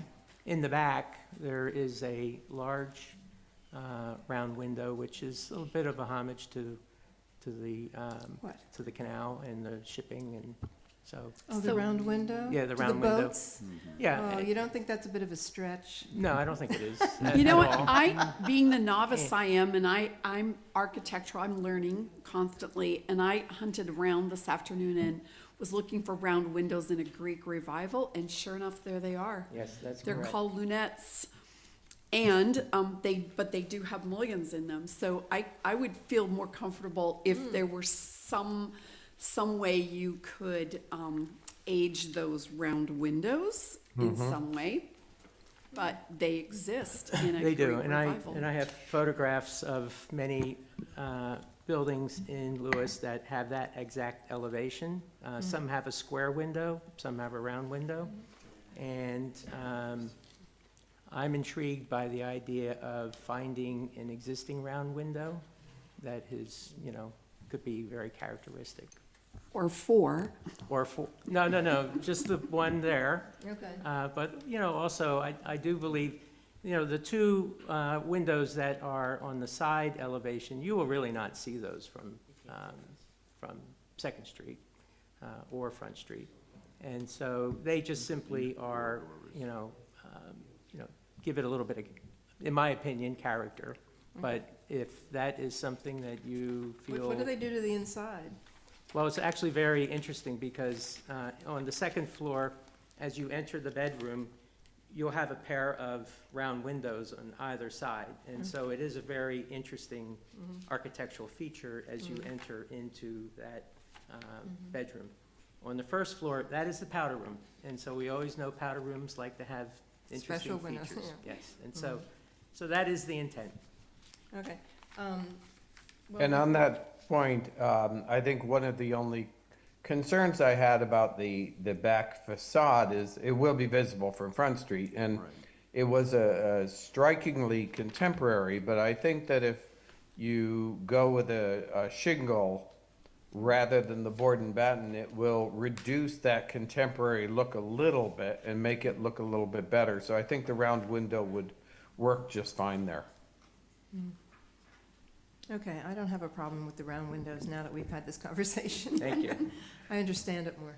Thank you. Thank you. Okay, so what I've heard is changing the board and batten to cedar shake and the narrower shake, so it continues. That will equal the third bay. Yes. Yes. The metal roof, and then allow the metal roof on the porch, because apparently that needs, unfortunately, to be replaced.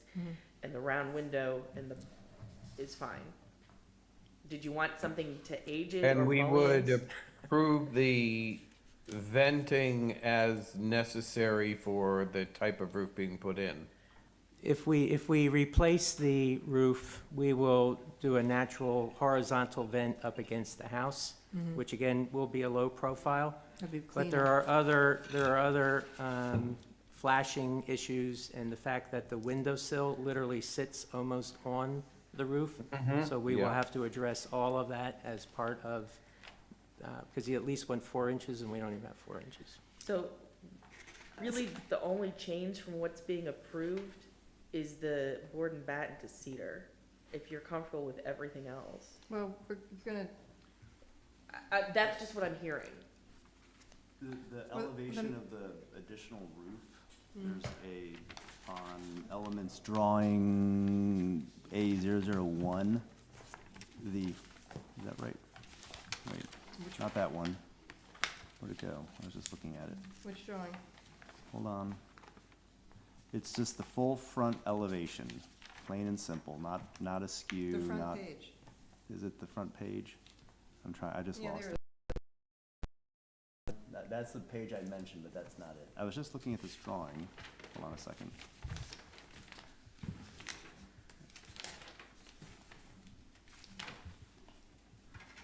Okay, I'm sorry. It was 300. Yeah. So, That it protrudes substantially above the, yes, that one blue, thank you. Above the you mean the main.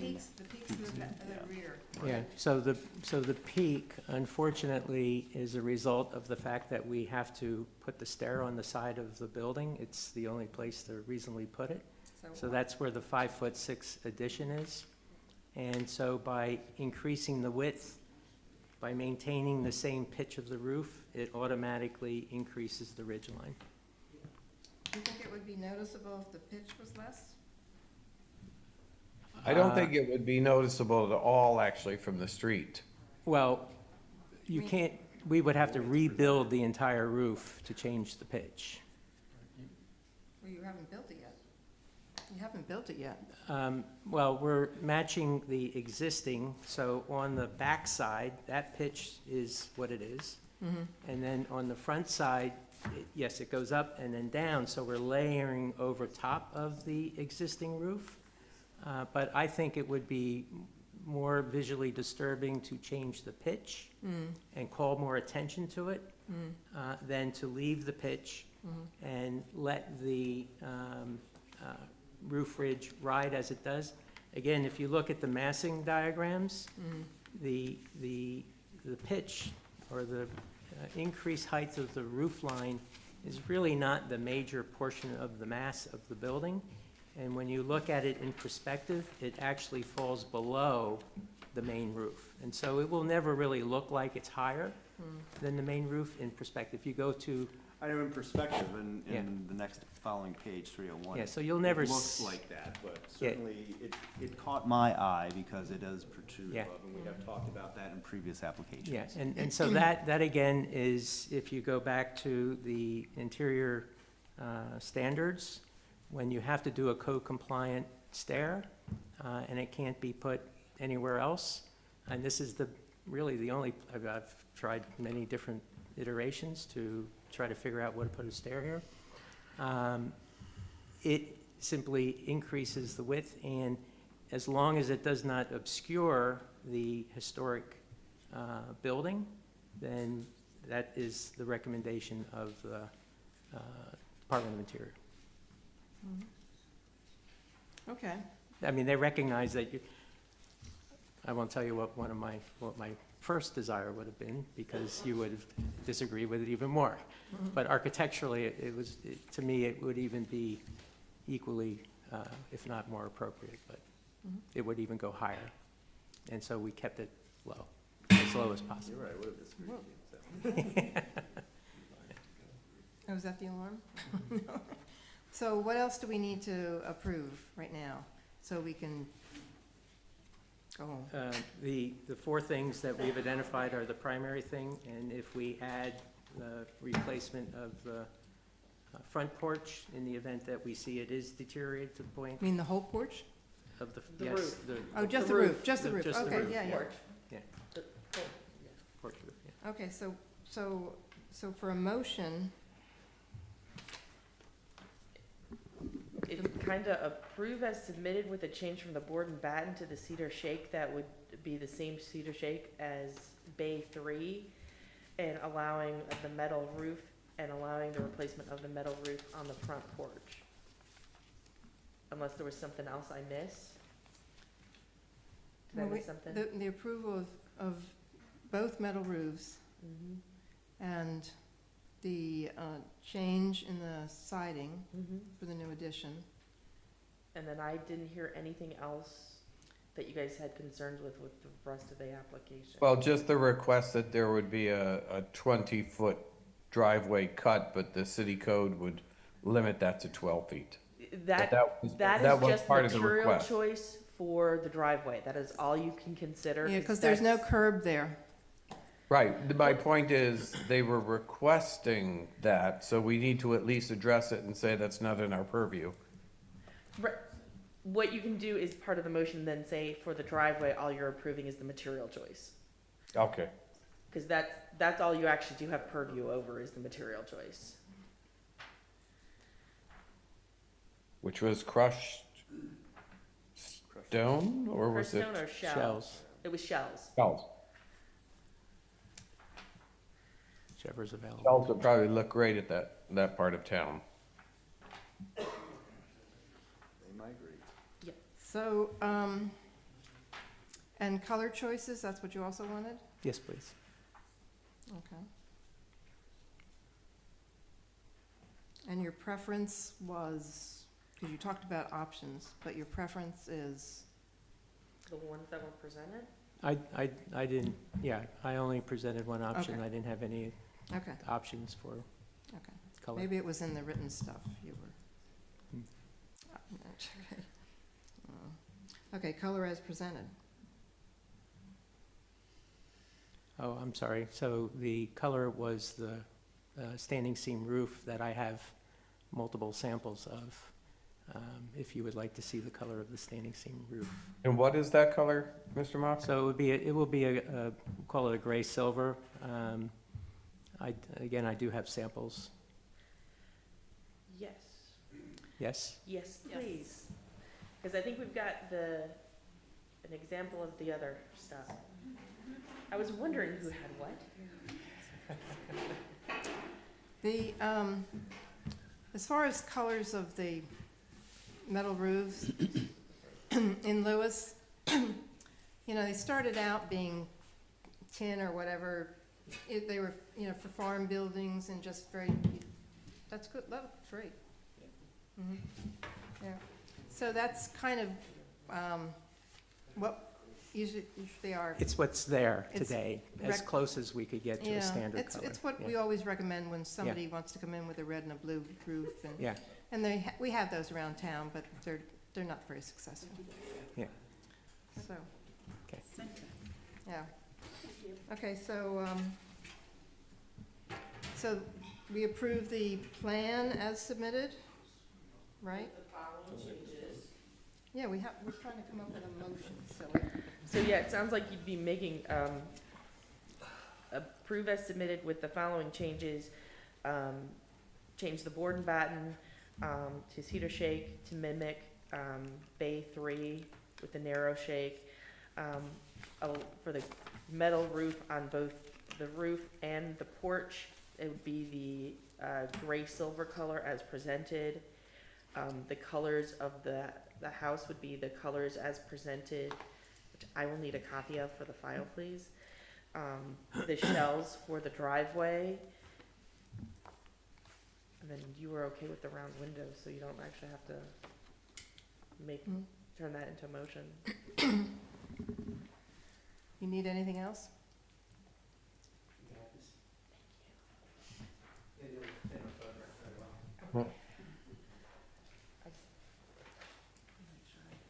When the building permit comes in, you match what's there.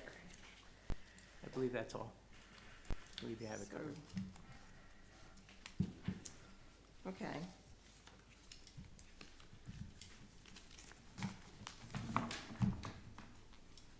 The reason is make motion. Hmm? You're looking for. I'm looking for a motion, but nobody's gonna remember all those things. So it would be a motion to approve with the following, as presented with the following changes, that the board and batten be switched to cedar shake that would follow the narrow shake that is on bay 3, to allow for the metal roof and the metal roof on the porch if determined to be necessary, depending on the deterioration of the roof, and that would be the color of the silver gray that was presented at the meeting. Shells for the driveway are permitted, and the color palette to be what was submitted and shown at the meeting. Okay. Kevin, do you have any questions about that motion? Kevin? Kevin?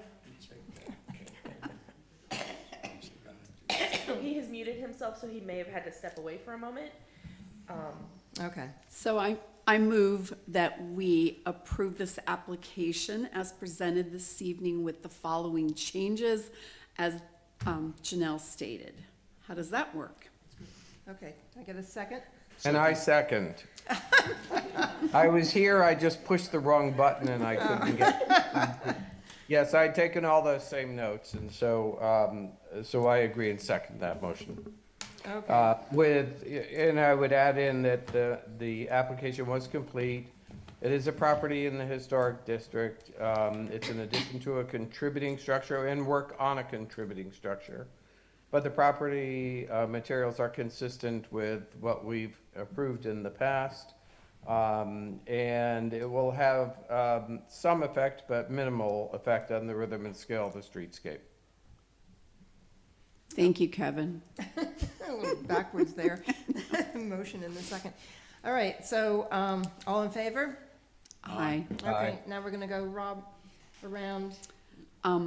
So I think we all are grateful for your photographic ability this evening. So I'm relieved to know that we resolved that and that we've been able to come to some agreement on the rest of your plans so you can move forward. Okay. Kevin, do you wanna? And I agree with those comments, and I also see this as having fulfilled a necessity for this particular structure and the residents to be able to safely meet code and make this a more livable space. Larry? I concur. Mike? I concur, but I would add that I don't think that there were as many round windows historically in this Yes. town as we're maybe being led to believe, even if it might have been part of a particular architectural style, and no architectural style was really ever purely here in and of itself, so I would just like to add that to my vote. So, we approved? And you. Okay, we approved as submitted. Yes. Oh, okay. I voted yes, I just Okay, added a okay. comment. All right, Pete? I'm still uncomfortable with the fact that it's a contributing structure and you're altering the exterior of it, so I do not agree. About that, but You're altering the rear of it. Of a contributing structure, I think that should be addressed first and clarified. So there's a previous, I don't know how to phrase this question. So I'm just Right gonna now, say- you're just voting. Yeah, it doesn't matter. Yeah. Okay. I don't know how Commissioner Sanger voted, and I don't know how And the chair voted. Qualified. Okay, thank you. Pete, you haven't voted yet. No, he did. Oh, he did. He voted against it because the rear contributing structure is not visible anymore. I just didn't catch the no. I said, no, Pete voted no, right? Against. Against. Perfect, thank you.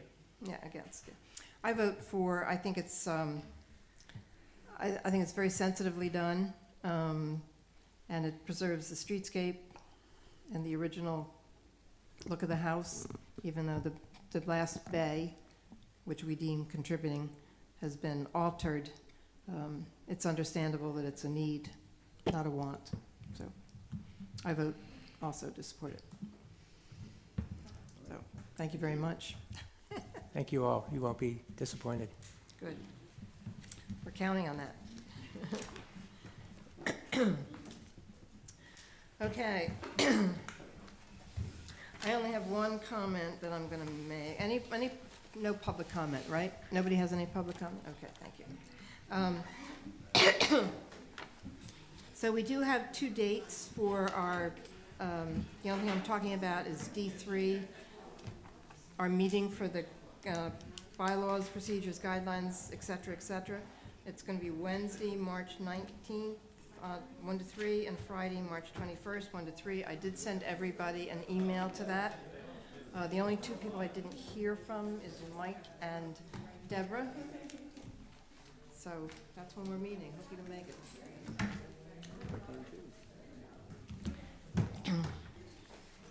From 1 to, what, is it 1? 1 to 3. 1 to 3. And well in advance of that meeting, I will have integrated all of the comments that I could from the last meeting. So for you all and for the public, I will forward you a new copy so that you can use that to work from. Keith, do you want some of these photographs? You don't want them? I need them for the file.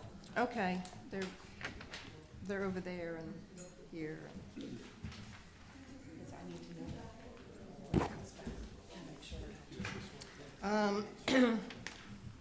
Okay, I'm gonna skip the other items. D1 and D2, and there's no new business, and chair and staff did not have anything. I think we're done unless anybody here has any questions or Madam comments. Chair, I have a question. Yes. I just want to know when you're going to be distributing the paychecks. I understand I'm on overtime right now. I understand they've been held up. But I'm sure they'll show up. I would like to move that we adjourn. Second. All in favor? Aye. Aye. So how? Thanks, Kevin. Thank you, Blue. What's the logic?